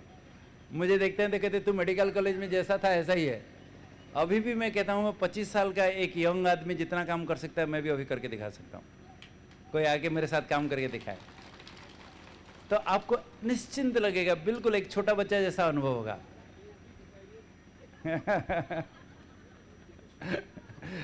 तो always relax and practice meditation. आप जीवन में मेडिटेशन सीखो मेरे भाई और बहनों। Meditation is a art of positive thinking. मन में कैसे अच्छे विचार सीखना है, करना है, उसको मेडिटेशन कहता है। मेडिटेशन कोई जाति पाति धर्म का नहीं है, आप कोई भी मेडिटेशन सीख सकता है। मेडिटेशन शब्द आया है एक शब्द से मेड्री। मेड्री माना टू हील। जब आप पॉजिटिव सोचते हो आपके अंदर हीलिंग होती है, जब आप नेगेटिव सोचते हो आपके अंदर बहुत नुकसान होता है। कैसे? मैं आपको एक उदाहरण बताता हूँ। कहा जाता है positive thoughts heal, negative thought kills. एक व्यक्ति सुसाइड करता है, उसको किसी ने मर्डर नहीं किया, खुद सुसाइड किया, अपने आप को मर्डर कर दिया। क्या मन में अच्छे विचार चल रहा था? मन में अच्छा विचार चल रहा था क्या? जब हम नेगेटिव सोचते हैं अपने आप को मर्डर कर देते हैं, अपने आप को किल करते हैं। तो नेगेटिव थॉट्स किल, पॉजिटिव थॉट्स हील। तो जब आप पॉजिटिव सोचोगे आपके अंदर हीलिंग शुरू हो जाएगी, आपकी सारी बीमारियां ठीक हो जाएगी, कितना सुंदर अनुभव करोगे। तो इसलिए आज साइंटिस्ट भी मानते हैं कि मेडिटेशन करना चाहिए सबको। आप सभी मेडिटेशन सीखना चाहते हो? चाहते हो? जो हाँ हाथ उठाओ, हाथ उठाओ, हाथ उठाओ, हाथ उठाओ। Very good. कहाँ गए हमारी दीदियाँ? कहाँ गए हमारी दादियाँ? बोलो बोलो, पूछो, दीदी को बुलाओ सामने। देखो मेडिटेशन हाम्रो नगरभित्र एकदम शरीर छोडे एकदमै राम्रो मान्छे भने त्यो मान्छे मरेको कयौँ दिन हुन्छ, फेरि पनि उसको गुणगान गाइराखेका हुन्छन् नगरवासीले। उहाँले छोडेर जानुभयो, के भन्दा सबैले गुण गाए उहाँको, त्यो छोडेर जानुभयो। त्यसैले हामीले छोडेर जाने के हो यो कुरा बुझ्नुपर्ने रहेछ। हाम्रो भाइ साहबले सबै कुरा हजुरहरूलाई यथार्थ रूपमा राखिदिनु भयो। उहाँ बहुत बडा डाक्टर हुनुहुन्छ। एसिया महादेशमा जम्मा 56वटा देश छन्। उहाँ त्यो देशबाट पार भएर आज अलविदा डायबिटिजको उहाँ बहुत ठुलो डाक्टर हुनुहुन्छ। सारा विश्वभरि नै उहाँको नाम चलेको छ। तर आज यति बडा डाक्टर हाम्रो सामान्य आफ्नो दिदी बहिनी दाजु भाइ जस्तो हामीलाई बहलाउनु भयो। किनभने उहाँ त शारीरिक डाक्टर हुँदै हो, त्यसमा पनि उहाँ भनेको मानसिक डाक्टर पनि हुनुहुन्छ। मनलाई पनि रोग लागेको छ आज। त्यसैले त एक ठाउँ बस्दैन, पुरा अहिले कहाँ पुगेको छ, अहिले कहाँ पुगेको छ, अहिले कहाँ पुग्छ, अहिले मनलाई कन्ट्रोल गर्न सकिराखेको छैन। त्यो कन्ट्रोल गर्ने पावर भनेको हामीलाई हाम्रा डाक्टर साहबले सबै कुरा सिकाइदिनु भयो। र अझै पनि म भनिदिन्छु भन्दै हुनुहुन्छ। मलाई भन्दै हुनुहुन्थ्यो, बहनजी सबैको तार परमात्मासँग जुडोस् अनि हेर्नुहोस् उहाँको जीवन कस्तो हुन्छ। त हामीलाई पनि यही एउटा आशा छ, हामीलाई केही चाहिँदैन। हजुरहरू आएर जीवनमा 3 चिजको आवश्यक पर्दो रहेछ, सुख, शान्ति, आनन्द। यो 3टा हुनै पर्छ। आज सुख छैन, शान्ति पनि छैन, त आनन्द पनि छैन, त खुसी कहाँबाट आउँछ? खुसी हामी भित्रै भएको चिज हो, त्यसलाई निकाल्नु पर्ने अरे क्या बाहिर। तर आज मान्छेले खुसी प्राप्त गर्नका लागि कहाँ हाम्रो काठमाडौँमा एउटा ठाउँ छ अरे, जहाँ चाहिँ माथिबाट सुइँ तल आउँदाखेरि पुरा खुसी हुन्छ अरे। अनि टिकट चाहिँ कति अरे भन्दाखेरि 2000 अरे। त्यहाँबाट माथिबाट सुइँ आउँदा खुसी भयो, तल आयो खुसी सक्यो, 2000 पनि सक्यो। अब त्यसैले खुसी हामी भित्रै छ, त्यसलाई हामीले बाहिर निकाल्ने, त्यसको लागि 7 दिन पुराण लाउनु पर्दो रहेछ।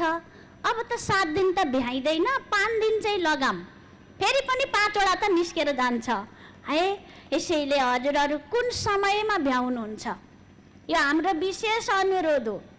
किनभने पछि हजुरहरूलाई यत्रो कुरो थाहा रहेछ, थाहा भए पनि हामीलाई पनि त अलिकता सुनाइदिँदा हुन्थ्यो नि भन्ने त रहँदैन नि।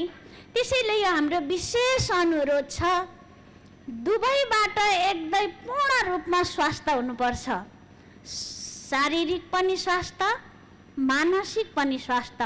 मन एकदम खुसी, एकदम मन आनन्द, मनलाई एकदम चैन, कहिल्यै पनि रिसाएको अनुहार हुनु हुँदैन। र कोही पनि मान्छेले हामीलाई भेट्न आउँदाखेरि त्यो मसँग रिसाएको छ कि छैन, बा म त्यसलाई भेट्दाखेरि बा फुली पो राखेको छ कि हो, यो भन्ने भावनाले मिल्छन् अरे। त्यसको घरमा कति सम्पत्ति छ, त्यसले के खायो, त्यसले तँ कता गयो भन्ने हिसाबले मिल्दैन। मसँग रिसाएको छ कि छैन भन्ने भावनाले मिलेका हुन्छन् भने हामीले जो पनि मिल्दाखेरि यो चेहरा चाहिँ कमलको फुल जस्तै एकदम राम्रो देखाइदिने। अरू हामी केही पनि दिन सक्दैनौँ अहिले। अनुहार त उज्यालो खुसीको दिन सक्छौँ नि, यसमा त पैसा लाग्दैन, यो त फ्रीको कुरा रहेछ।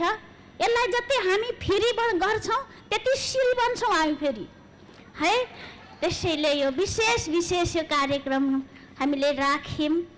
अलबिदा डायबिटिजको साथसाथै 5 वटा रोग निको हुन्छ हेर्नुहोस् है। त्यसैले हजुरहरू कतिखेर आउन सक्नुहुन्छ? यो हाम्रो ब्रह्मकुमारी राजयोग सेवा केन्द्र भनेको सुरुङ्गा नयाँ बस्ती भन्ने ठाउँमा छ। 1 घन्टा मात्रै त्यहाँ सिकाइन्छ। मलाई फेरि भरे म आउँछु, मलाई 2 घन्टा सिकाइदिनु ल भन्दा हुँदैन। 1 घन्टामा हजुरहरू आएर 5 दिनको पुराण सुन्नुहोस्। तीनों का ईश्वर त्रयंबकेश्वर, नारीश्वर, बालेश्वर, बूढ़ेश्वर, योगीश्वर, देवासुरेश्वर, विश्वेश्वर, त्रिभुवनेश्वर और सभी का ईश्वर सर्वेश्वर परमेश्वर। अगर किसी का नाम सर्वेश्वर है उससे बड़ा कोई हो सकता है क्या? इसलिए शिव जी को कहते हैं शिव परमात्मा नमः, और किसी को परमात्मा नमः नहीं कहता है। राम देवाय नमः, कृष्ण देवाय नमः, गणपति देवाय नमः, देवी देवाय नमः, लेकिन शिव परमात्मा नमः। सभी देवताओं का भी ईश्वर, देवताओं को ऐसे बनाने वाला ईश्वर शिव है। तो इसलिए हम शिव जी को ही प्यार से बाबा कहते हैं, और किसी को बाबा नहीं कहता है। शिव बाबा, भोले बाबा, बाबा तारकनाथ, बाबा पशुपतिनाथ, बाबा काशी विश्वनाथ, बाबा और किसी को नहीं कहता है। राम बाबा, कृष्ण बाबा को भी सुने हो? तो इसलिए भगवान कौन है? बोलो सभी शिव बाबा, बोलो सभी शिव बाबा, भोले बाबा, मीठे बाबा, प्यार से नहीं बोल रहे, मीठे बाबा, प्यारे बाबा, मेरा बाबा। वाह बाबा वाह, देखना सबका बेड़ा पार हो गया। दिल से कहते हो, मैं गारंटी देता हूं आपको कितने जन्म के पाप भस्म हो गया। क्योंकि शिव जी को पाप कटेश्वर, मुक्तेश्वर, सर्व पाप हर हर कहा जाता है। तो पशुपतिनाथ, क्योंकि हम सभी पशु जैसा हो गए थे, मनुष्य पशु से भी बदतर हो गया था, इसलिए हम सभी का उद्धार करने के लिए शिव जी आए हैं और हम सभी को ज्ञान देकर ये नरक को स्वर्ग बनाने आए हैं। मेरे भाई और बहनों, मैं आपको ये सब क्यों सुना रहा हूं जानते हो? क्योंकि वो परमात्मा भी आ चुके हैं और कह रहे हैं मेरे बच्चे मुझे पहचानो, मैं तुमको मेडिटेशन सिखाकर, योग सिखाकर ये दुनिया से मुक्ति दिलाने आया हूँ। आप श्रीमद् भगवत गीता पढ़ो, भगवान कहते हैं हे अर्जुन, दुनिया में जो योगी है वो मुझे अत्यंत प्रिय है। तस्मात् सर्वेषु कालेषु योगिर भवार्जुन योगस्थ कुरु कर्माणि, तो योग कर। लेकिन आज लोग आसन प्राणायाम करते रहते हैं, उसको योगा योगा कहते रहते हैं। शीर्षासन, पद्मासन, हलासन, मुर्गासन, उसको कहते हैं योगा। वो योगा अलग चीज है। पतंजलि हमको योगासन सिखा के गए थे, योग फॉर मेंटल हेल्थ, आसन फॉर फिजिकल हेल्थ। लेकिन वो आसन को लोग आज योग समझते हैं, वो योग तो भूल ही गए। वो योग क्या है मैं सुनाता हूँ 2 मिनट में, फिर प्रैक्टिकली कराऊंगा। योग अर्थात राजयोग मेडिटेशन इज, घर के अंदर चले जाओ, किचन में सीधा चले जाओ, एक ग्लास उठाओ, पानी पी लो। दिख रहा है सब? यहां बैठे बैठे कैसे दिख रहा है? तो ऐसे ही मैं अभी जो बोलूंगा, मेरे साथ में जो बोलूंगा ऐसा अनुभव करना, ठीक है? आप सीधा थोड़ा अलर्ट होके बैठे हैं, ऐसा ना कि नींद आ जाए। अलर्ट होके थोड़ा स्ट्रेट रिलैक्स होके बैठे, लेकिन अलर्ट होके सभी अपनी आंखों को, जो एक चमकता हुआ सितारा, परमात्मा ऐसे ज्योति हैं, एक दिव्य ज्योति, एक लाइट है, एक नूर है, तो आंखों को वहां एकाग्र करो और अनुभव करना। मैं जो बातें आपको बताऊंगा ऐसा अनुभव करना, ठीक है? तो चलो थोड़े समय हम इस कलियुगी दुनिया की, आवाज की दुनिया से परे एक अंतर मन की यात्रा में चलते हैं।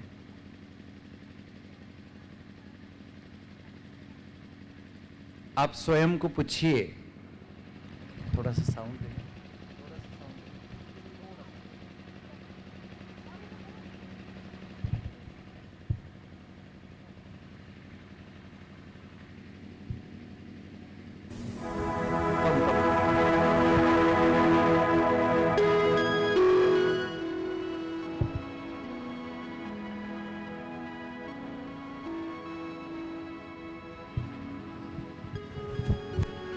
चले हम सभी एक अंतर मन की यात्रा में। आप स्वयं को पूछिए, सचमुच में कौन हूं? कहां से आया हूं इस संसार में? मेरे समान अनगिनत मनुष्य इस संसार में रोज जन्म ले रहे हैं। लाखों करोड़ों लोग ये संसार छोड़कर रोज जा रहे हैं। मैं भी ये संसार में एक दिन आया था, मैं भी ये संसार छोड़कर एक दिन जाऊंगा। सचमुच में कौन हूं? क्या ये शरीर में हूं? नहीं नहीं। विवेक कहता है ये शरीर तो एक हड्डी मांस का पुतला है। इसके अंदर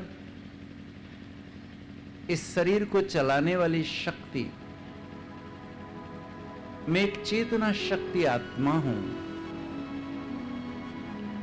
मेरे दोनों भ्रुकुटी के बीच में जहां चंदन लगाते हैं, टीका लगाते हैं, वहां मैं एक चमकता हुआ सितारा हूं। इन आंखों द्वारा देखने वाली शक्ति, मुख द्वारा बोलने वाली शक्ति, कानों द्वारा सुनने वाली शक्ति, वास्तव में मैं एक आत्मा हूं। मैं अजर, अमर, अक्षय, अविनाशी हूं। ये संसार में हम सभी अनगिनत आत्माएं भिन्न भिन्न नाम रूप वाले शरीर रूपी वस्त्र धारण कर अभिनय कर रहे हैं। ये विश्व एक बहुत बड़ा रंगमंच है। इस दुनिया से बहुत ऊपर, सूरज, चांद, सितारों से भी ऊपर, आकाश की तरह एक सुनहरी लालिमा, एक छठा महतत्व है, ब्रह्म तत्व, जहां मेरे पिता परमात्मा भी एक ज्योति, एक परम ज्योति चमक रहे हैं। मेरे प्यारे पिता शिव बाबा रूप में बिंदु परंतु सर्व गुणों का सिंधु हैं, शांति का सागर, आनंद का सागर, प्रेम का सागर है। मेरे बाबा से चारों ओर शांति, शक्ति, प्रेम, पवित्रता की किरणें फैल रही है और वो किरणें उतर उतर कर मुझ में समा रही है। जैसे मेरे पिता परमात्मा शांति का सागर है, मैं भी एक शांत स्वरूप आत्मा हूं। मेरे बाबा प्यार का सागर हैं, मैं भी प्रेम स्वरूप हूं। बाबा से शक्तिशाली किरणें उतर उतर कर मुझ आत्मा में समाकर शरीर में एक एक अंग में प्रवाहित हो रही है।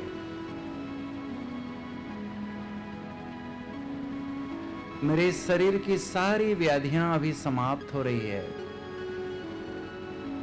मेरा शुगर, मेरा ब्लड प्रेशर, मेरा कोलेस्ट्रॉल, मेरा थायराइड, अब सब कुछ नॉर्मल होता जा रहा है। बाबा मुझे सदा निरोगी भव का वरदान दे रहे हैं। अहो, कितना हल्कापन का अनुभव हो रहा है। मैं एक पुण्य आत्मा हूं, पुण्य आत्मा हूं, महान आत्मा हूं, देव आत्मा हूं। शुक्रिया बाबा, सचमुच में कितना ना खुश नसीब हूं। कितनी शांति की अनुभूति हो रही है।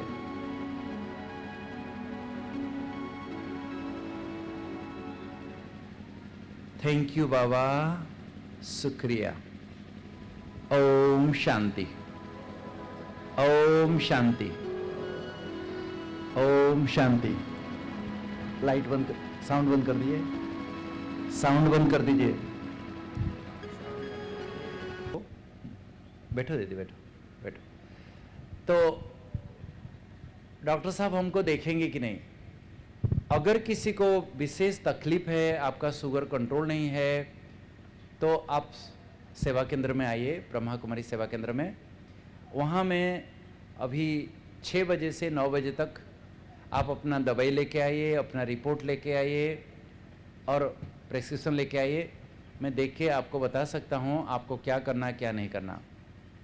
तो अगर विशेष कोई सोचते हैं तो भले कंसल्टेशन के लिए भले आइए। तो मैं यही कह रहा हूँ कि सॉरी, आपके मन में सवाल भी उठता होगा। किसी ने पूछा है कि मेरे मिसेस की बीपी बहुत लो रहती है, तो क्या किया जाए? बीपी हाई रहना बहुत बीमारी है, लेकिन लो बीपी कोई बीमारी नहीं है। आप उनको नींबू शरबत बनाओ, उसमें नमक डाल के, थोड़ा सा हल्का चीनी दे के नींबू शरबत नमक डाल के दिन में 3-4 बार पिलाओ, ठीक हो जाएगा। नमक थोड़ा एक्स्ट्रा खाना पड़ेगा, ठीक हो जाएगा। तो कोई बीमारी नहीं है। तो आपको प्रोग्राम अच्छा लगा? जिनको अच्छा लगा हाथ उठाओ।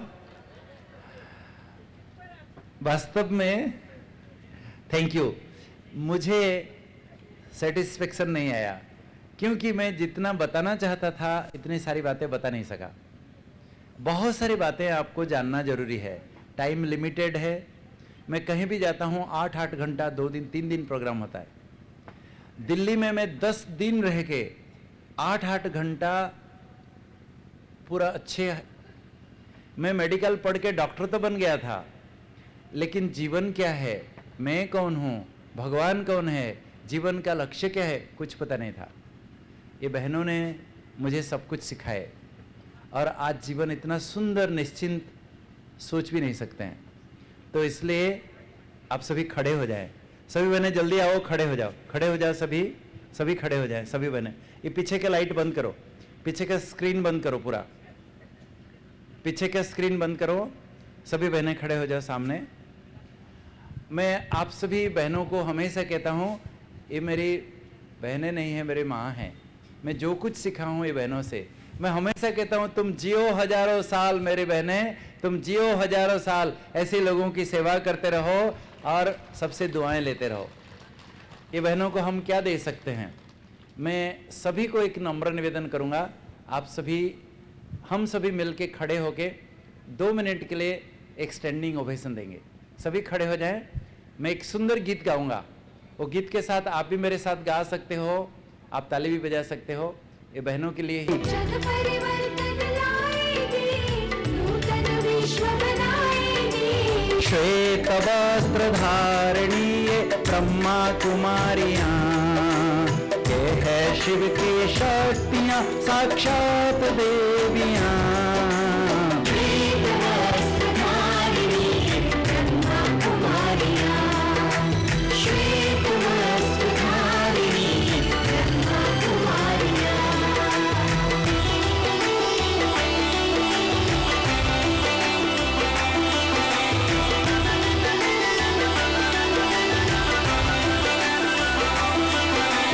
पार करेगी जग नैया को अब वो यही मझधार से।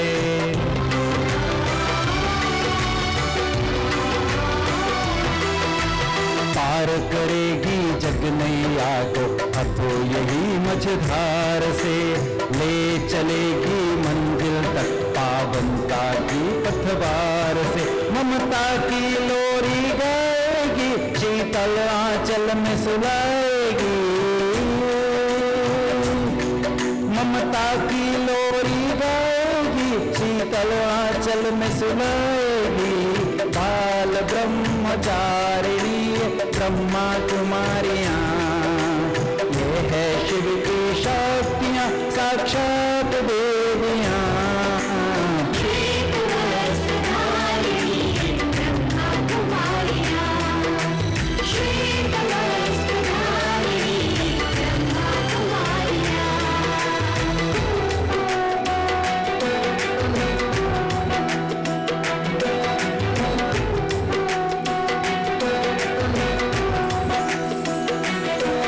हंस हंस के माया के फांसों से जग का बुरा अंजाम हुआ।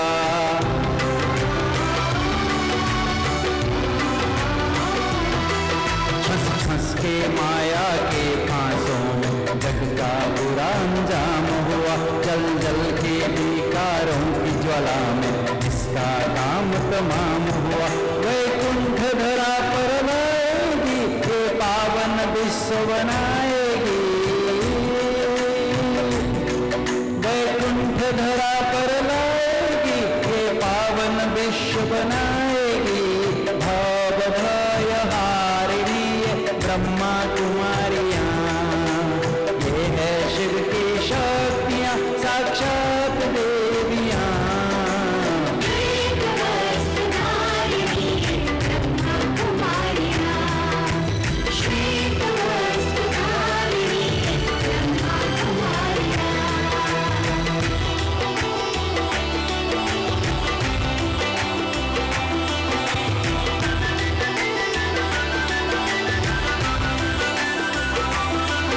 प्रत्यक्ष करेगी परमात्मा को इनकी त्याग तपस्या।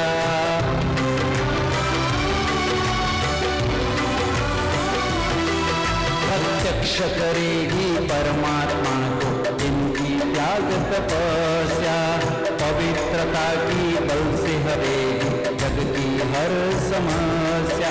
अज्ञान के तम को मिटाएगी, जग का भाग्य जगाएगी। अज्ञान के दम को मिटाएगी, जग का भाग्य जगाएगी। सार्थ दुख हारिणी ब्रह्मा कुमारियां, ये है शिव की शक्तियां, साक्षात देवियां। श्वेत वस्त्र धारिणी ब्रह्मा कुमारियां, बाल ब्रह्मचारिणी भव भय हारिणी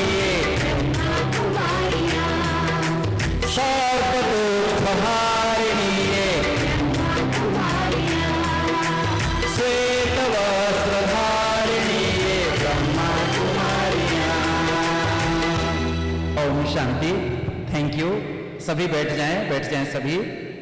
बहुत कन्काई नगरपालिका र साथसाथै 9वटै वार्ड अध्यक्षज्यूहरू, वार्ड सदस्यज्यू, सम्पूर्ण परिवार, विभिन्न संस्थाका प्रमुखज्यूहरू, प्रतिनिधिज्यूहरू र साथसाथै सम्पूर्ण यस नगरका विद्यालय, सम्पूर्ण सरहरूबाट एकदम सक्रिय सहभागिता भएर नै अहोरात्र खटेर नै आज यो कार्यक्रम गर्न हामी सफल भएका छौँ। तसर्थ आयोजक परिवारलाई कार्यक्रम समापनतर्फ मोड्नको लागि अलिकति सहयोग हुन्छन् गरी हामी कार्यक्रमलाई अगाडि बढाउनेछौँ। र सानो सूचना, एउटा सानो सूचना रहेको छ। निशुल्क आँखा शिविर कन्काई नगरपालिका वार्डमा निशुल्क आँखा शिविर फागुन 13 गते मङ्गलबार निशुल्क रूपमा होइरहेको छ र मार्गदर्शन नेपालको आयोजनामा भइरहेको छ। सम्पूर्ण महानुभावलाई उपस्थित भई कार्यक्रम सफल गराइदिनु हुनको लागि विशेष आमन्त्रण गर्नुभएको छ। र त्यसको साथसाथै सूचनाकै क्रममा हजुरहरूलाई हामी राज्य मेडिटेसन एज मेडिसिन भनिन्छ। भौतिक शरीरको लागि मेडिसिन र आत्मा जो चैतन्य छ साधना गर्नेवाला, यसको लागि मेडिटेसनको आवश्यकता पर्छ। र मेडिटेसनको लागि सरले पनि दक्षिणाको रूपमा आह्वान गर्नुभएको छ कि 5 दिन आना, 7 दिन आना, 8 आना देना भनिकन बिहान समय 7 देखि 8, दिउँसो 1 देखि 2 कुन समय उपयुक्त हुन्छ हजुरहरूलाई पाल्दिनु हुनेछ र बेलुका 4 देखि 5 बजेसम्म रहेको छ। र अहिले यो कार्यक्रम समापन पछाडि केही समयको थाकीपछि आदरणीय डाक्टर साहेबले राज्य सेवा केन्द्रकै प्राङ्गणमा कक्ष कोठामा 6 बजेदेखि आज बेलुका 6 बजेदेखि 9 बजेसम्म जो अति ग्रसित पीडित हुनुहुन्छ, धेरै दीर्घकालदेखि यस डायबिटिज रोगको हुनुहुन्छ, उहाँहरूले सम्पर्क गरिदिनु हुन र सरले काउन्सिलिङ गर्नुहुनेछ। र त्यसै प्रकारले यहाँ कलेजबाट अघि दिउँसो यहाँ एटेन्डेन्सको लागि जोडा रजिस्टर गुमाउँदै हुनुहुन्थ्यो दिदीले भन्दै हुनुहुन्छ त्यो कता गुम भयो, कतै लुकेर छिपेर अड्केर बसेको छ भने यता नजिक काउन्टरमा आइसके जस्तो छ, यही होला। र ठिक छ, प्राप्त भइसकेको छ। र त्यसैले सम्पूर्ण महानुभावहरूलाई हल्का केही 2-4 सिडी रहेको छ। हामी बीच हाम्रा श्रद्धेय प्रमुखजी पालिसक्नु भएको छ, तसर्थ हामी कार्यक्रमलाई मूर्त रूप दिने क्रममा अगाडि छौँ। सम्पूर्ण उपस्थित महानुभावहरूले कर्कल ध्वनिद्वारा अतिथिज्यूको स्वागत अभिवादन गरिदिनु हुन म विनम्र अनुरोध गर्दछु। र अब हामी कार्यक्रमलाई समापन सत्रतर्फ अगाडि बढाउन गइरहेका छौँ। आजको यस अलविदा डायबिटिज प्रशिक्षण कार्यक्रमलाई हामी समापन सत्रतर्फ मोड्दै जाने क्रममा आजको समापन सत्रको सभापतित्व आसन ग्रहण गरिदिनु हुनको लागि अलविदा डायबिटिज प्रशिक्षण कार्यक्रमका कार्यक्रम संयोजक श्री तीर्थराज सुवेदीज्यूलाई आजको समापन सत्रको सभापति आसन ग्रहण गरिदिनु हुन म विनम्र अनुरोध गर्दछु।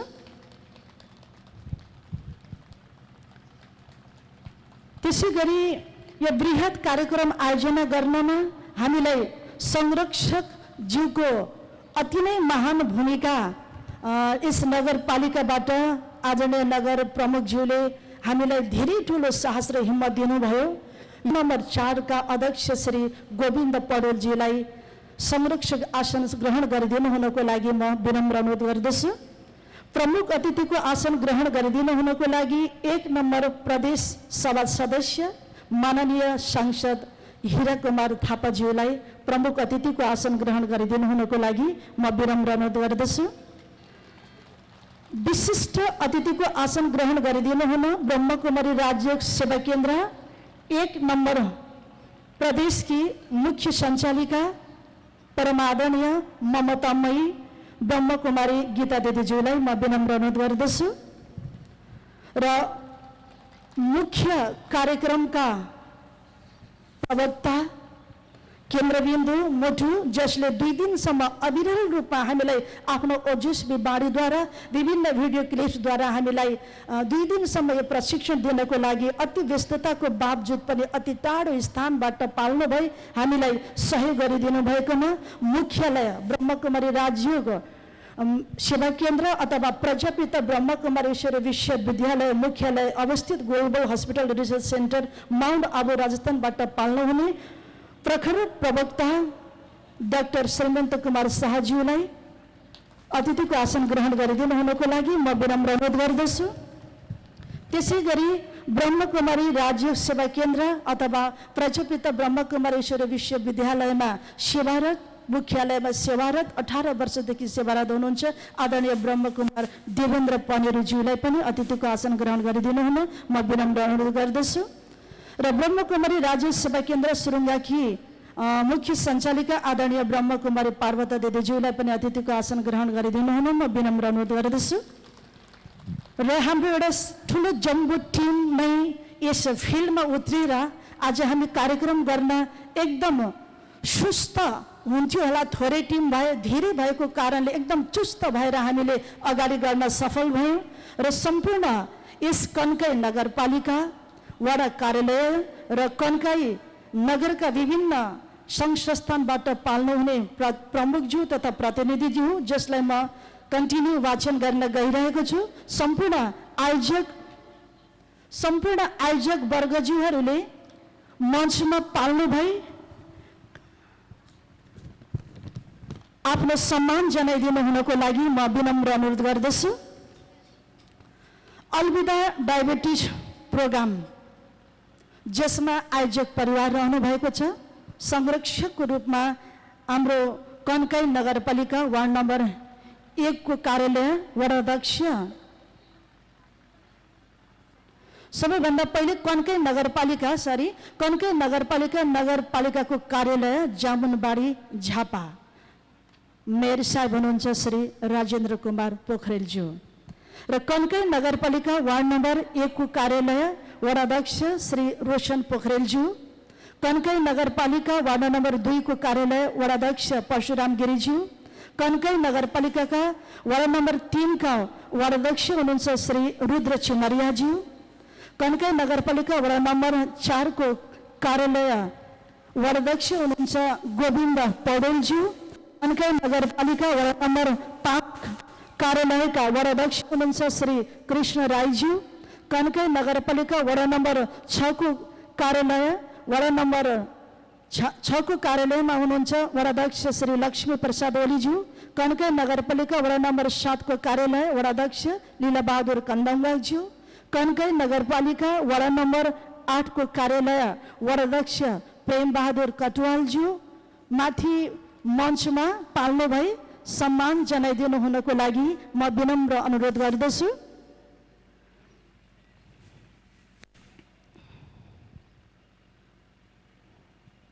हामी सिङ्गो आयोजक परिवारको सङ्गठित सहयोगबाट नै यो बृहत कार्यक्रम यहाँसम्म आउन सफल भएको छ।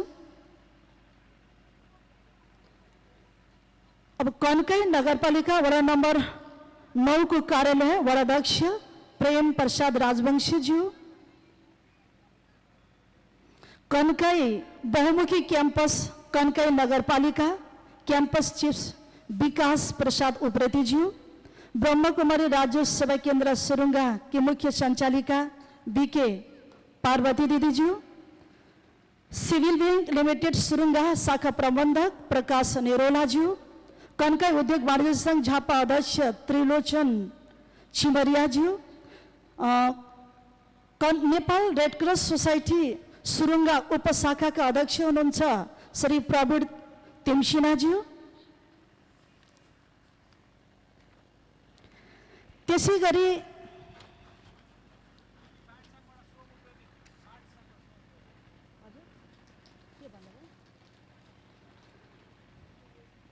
कन्काई उद्योग वाणिज्य संघ झापाका अध्यक्ष श्री वरिष्ठ उपाध्यक्ष श्री सोम उप्रेतीज्यू, Nepal red cross society Surunga उपशाखा अध्यक्ष सर आइसक्नु भएको छ। कन्काई सामुदायिक वन उपभोक्ता समूह सुरुङ्गाका अध्यक्ष ख्याम ओली या सचिव हुनुहुन्छ भने नेत्र भट्टराईज्यू। सुकेडाई सामुदायिक वन उपभोक्ता समूह कन्काई 2 झापा अध्यक्ष भक्तबहादुर पौडेलज्यू। रोटरी क्लब अफ सुरुङ्गा अध्यक्ष कुमारमणि पोखरेलज्यू। सुरुङ्गा जस्टिस अध्यक्ष त्रिलोचन उप्रेतीज्यू। Unique multiple campus chief Deepak भट्टराईज्यू। पशुपति अङ्ग्रेजी मावि कन्काई 3 का सुरुङ्गाका प्रिन्सिपल एलपी उप्रेतीज्यू। प्यारागन एकाडेमी कन्काई नगरपालिका 3 सुरुङ्गाका अध्यक्ष तथा सचिव हुनुहुन्छ चम्पक खनाल सुवेदीज्यू या सचिव सर लोकनाथ खनालज्यू। चम्पा फ्लावर्स विद्यालय सञ्चालक विमान लामाज्यू। कन्काई बहुमुखी क्याम्पस कन्काई नगरपालिकाका क्याम्पस चिफ विकास प्रसाद उप्रेतीज्यू हामी बिचमा पाल्नु भएको छ। सरलाई म मञ्चमा आमन्त्रण गर्दछु। प्यारागन एकाडेमी कन्काई नगरपालिका 3 सुरुङ्गा झापा चम्पा फ्लावर्स विद्यालय सञ्चालक विमान लामाज्यू। बजार व्यवस्थापन समिति सुरुङ्गाका अध्यक्ष टिका पोखरेलज्यू। मार्गदर्शन नेपाल कन्काई 3 सुरुङ्गाका अध्यक्ष दुर्गा प्रसाद प्रसाईज्यू। मार्गदर्शन नेपाल कन्काई 3 सुरुङ्गाका अध्यक्ष दुर्गा प्रसाद प्रसाईज्यू। ज्येष्ठ नागरिक सङ्घ कन्काई अध्यक्ष पुण्य प्रसाद बाराकोटीज्यू।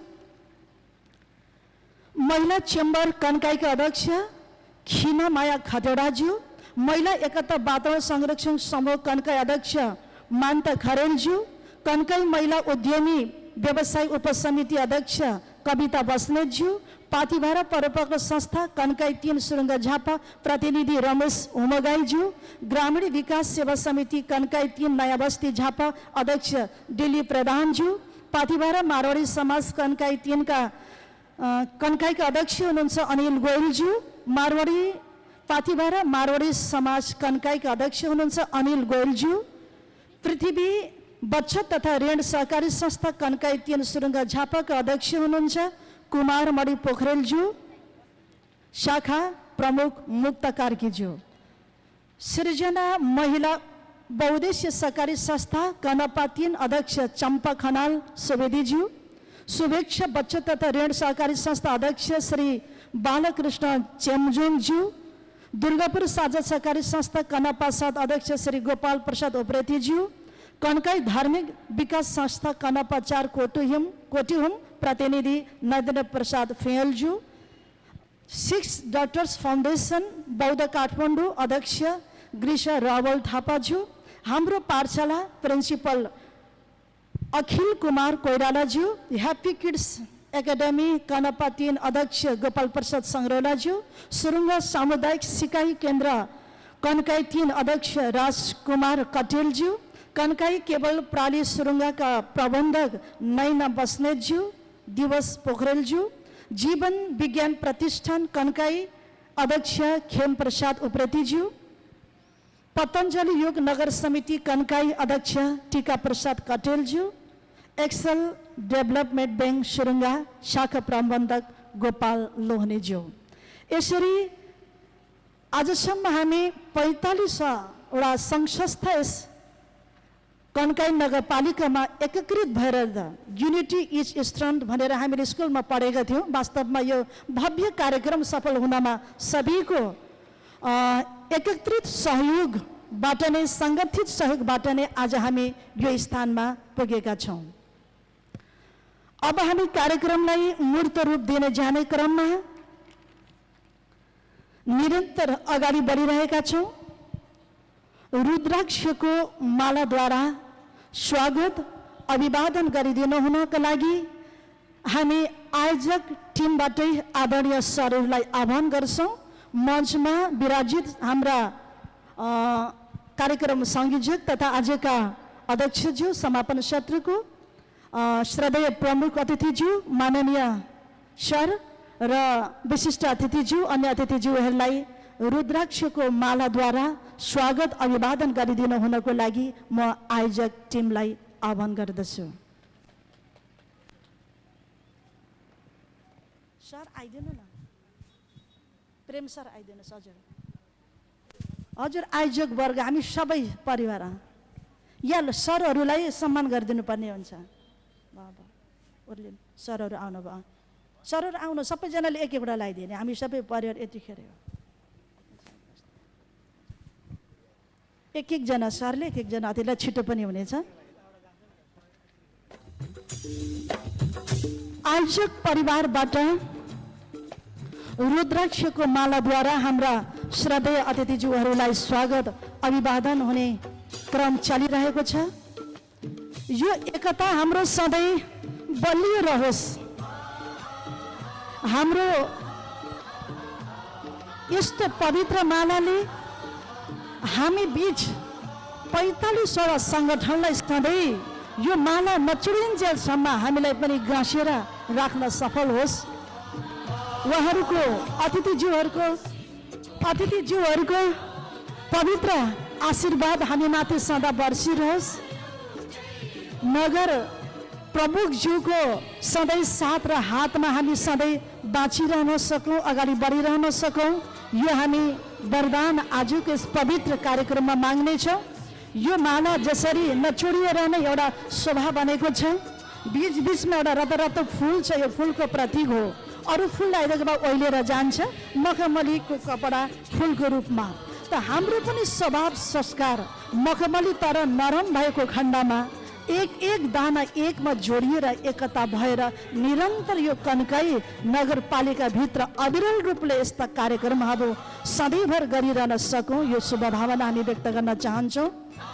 अब कार्यक्रमलाई अगाडि बढाउँदै लाने क्रममा प्रशिक्षण कार्यक्रमका प्रशिक्षार्थीहरूको अनुभव कि हिजो र आजको प्रशिक्षणको क्रममा हामीले जे जति सुन्यौँ आफ्ना छोटो 2 मिनटको हामीलाई यहाँ परिधिमा बाँध्नु भएको छ। हाम्रा संयोजकज्यूले 2 मिनटको धागोभित्र हामीले बसिएर बोल्नुपर्ने हुन्छ र यो अनुभव सेयर गरिदिनु हुनको लागि सहभागी महानुभावहरूको तर्फबाट आदरणीय दिदीज्यू दिव्येश्वरा फुयालज्यू, उहाँलाई आफ्नो सार गर्भित 2 मिनट धागोको परिधिभित्र रहेर हामीले आफ्नो छोटो मिठो अनुभवलाई यहाँ प्रस्तुत गर्नेछौँ।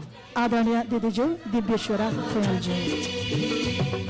त्यसपछि आदरणीय दिदी तारा नेउपानेज्यू तयारी अवस्थामा रहनुहुनेछ।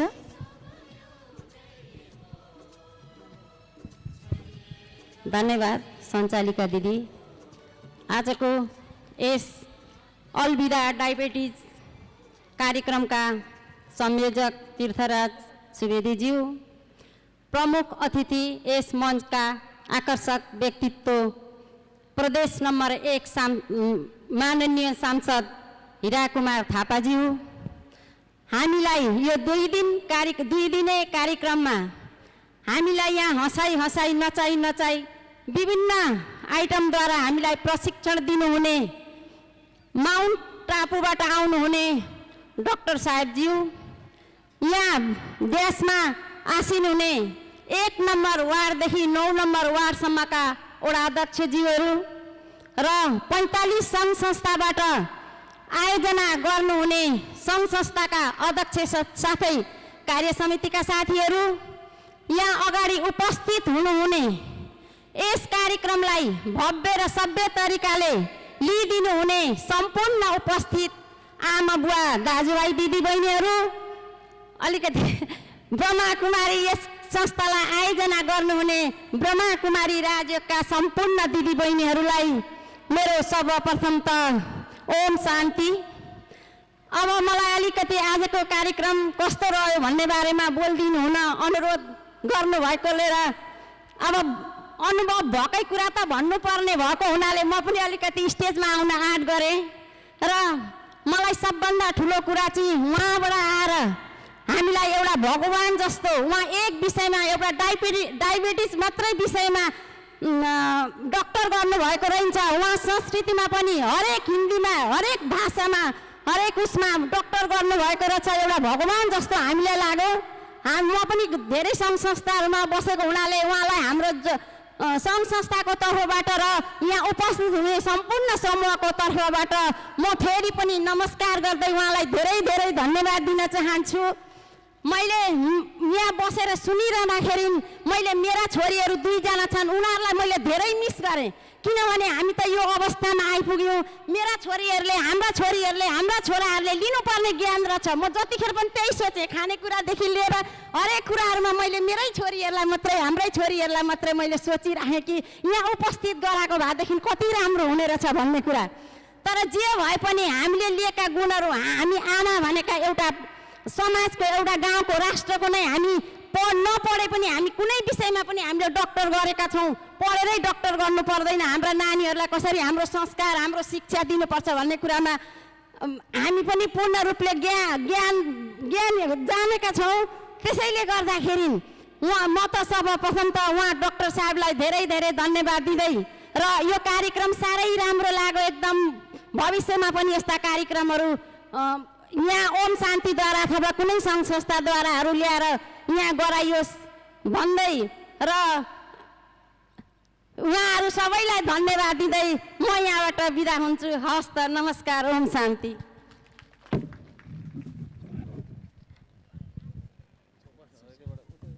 धन्यवाद छ आदरणीय दिदीज्यू दिव्येश्वरा फेयालज्यू, उहाँले आफ्नो सारगर्भित अनुभवको लागि। अब यसै क्रममा हामी श्री तारा उप्रेती, नेउपाने उप्रेतीज्यू, दिदीज्यू हुनुहुन्छ हामी बिचमा? हुनुहुन्न भन्ने हुनुहुन्छ? ल दिदीज्यू, तारा नेउपाने उप्रेती दिदीज्यू।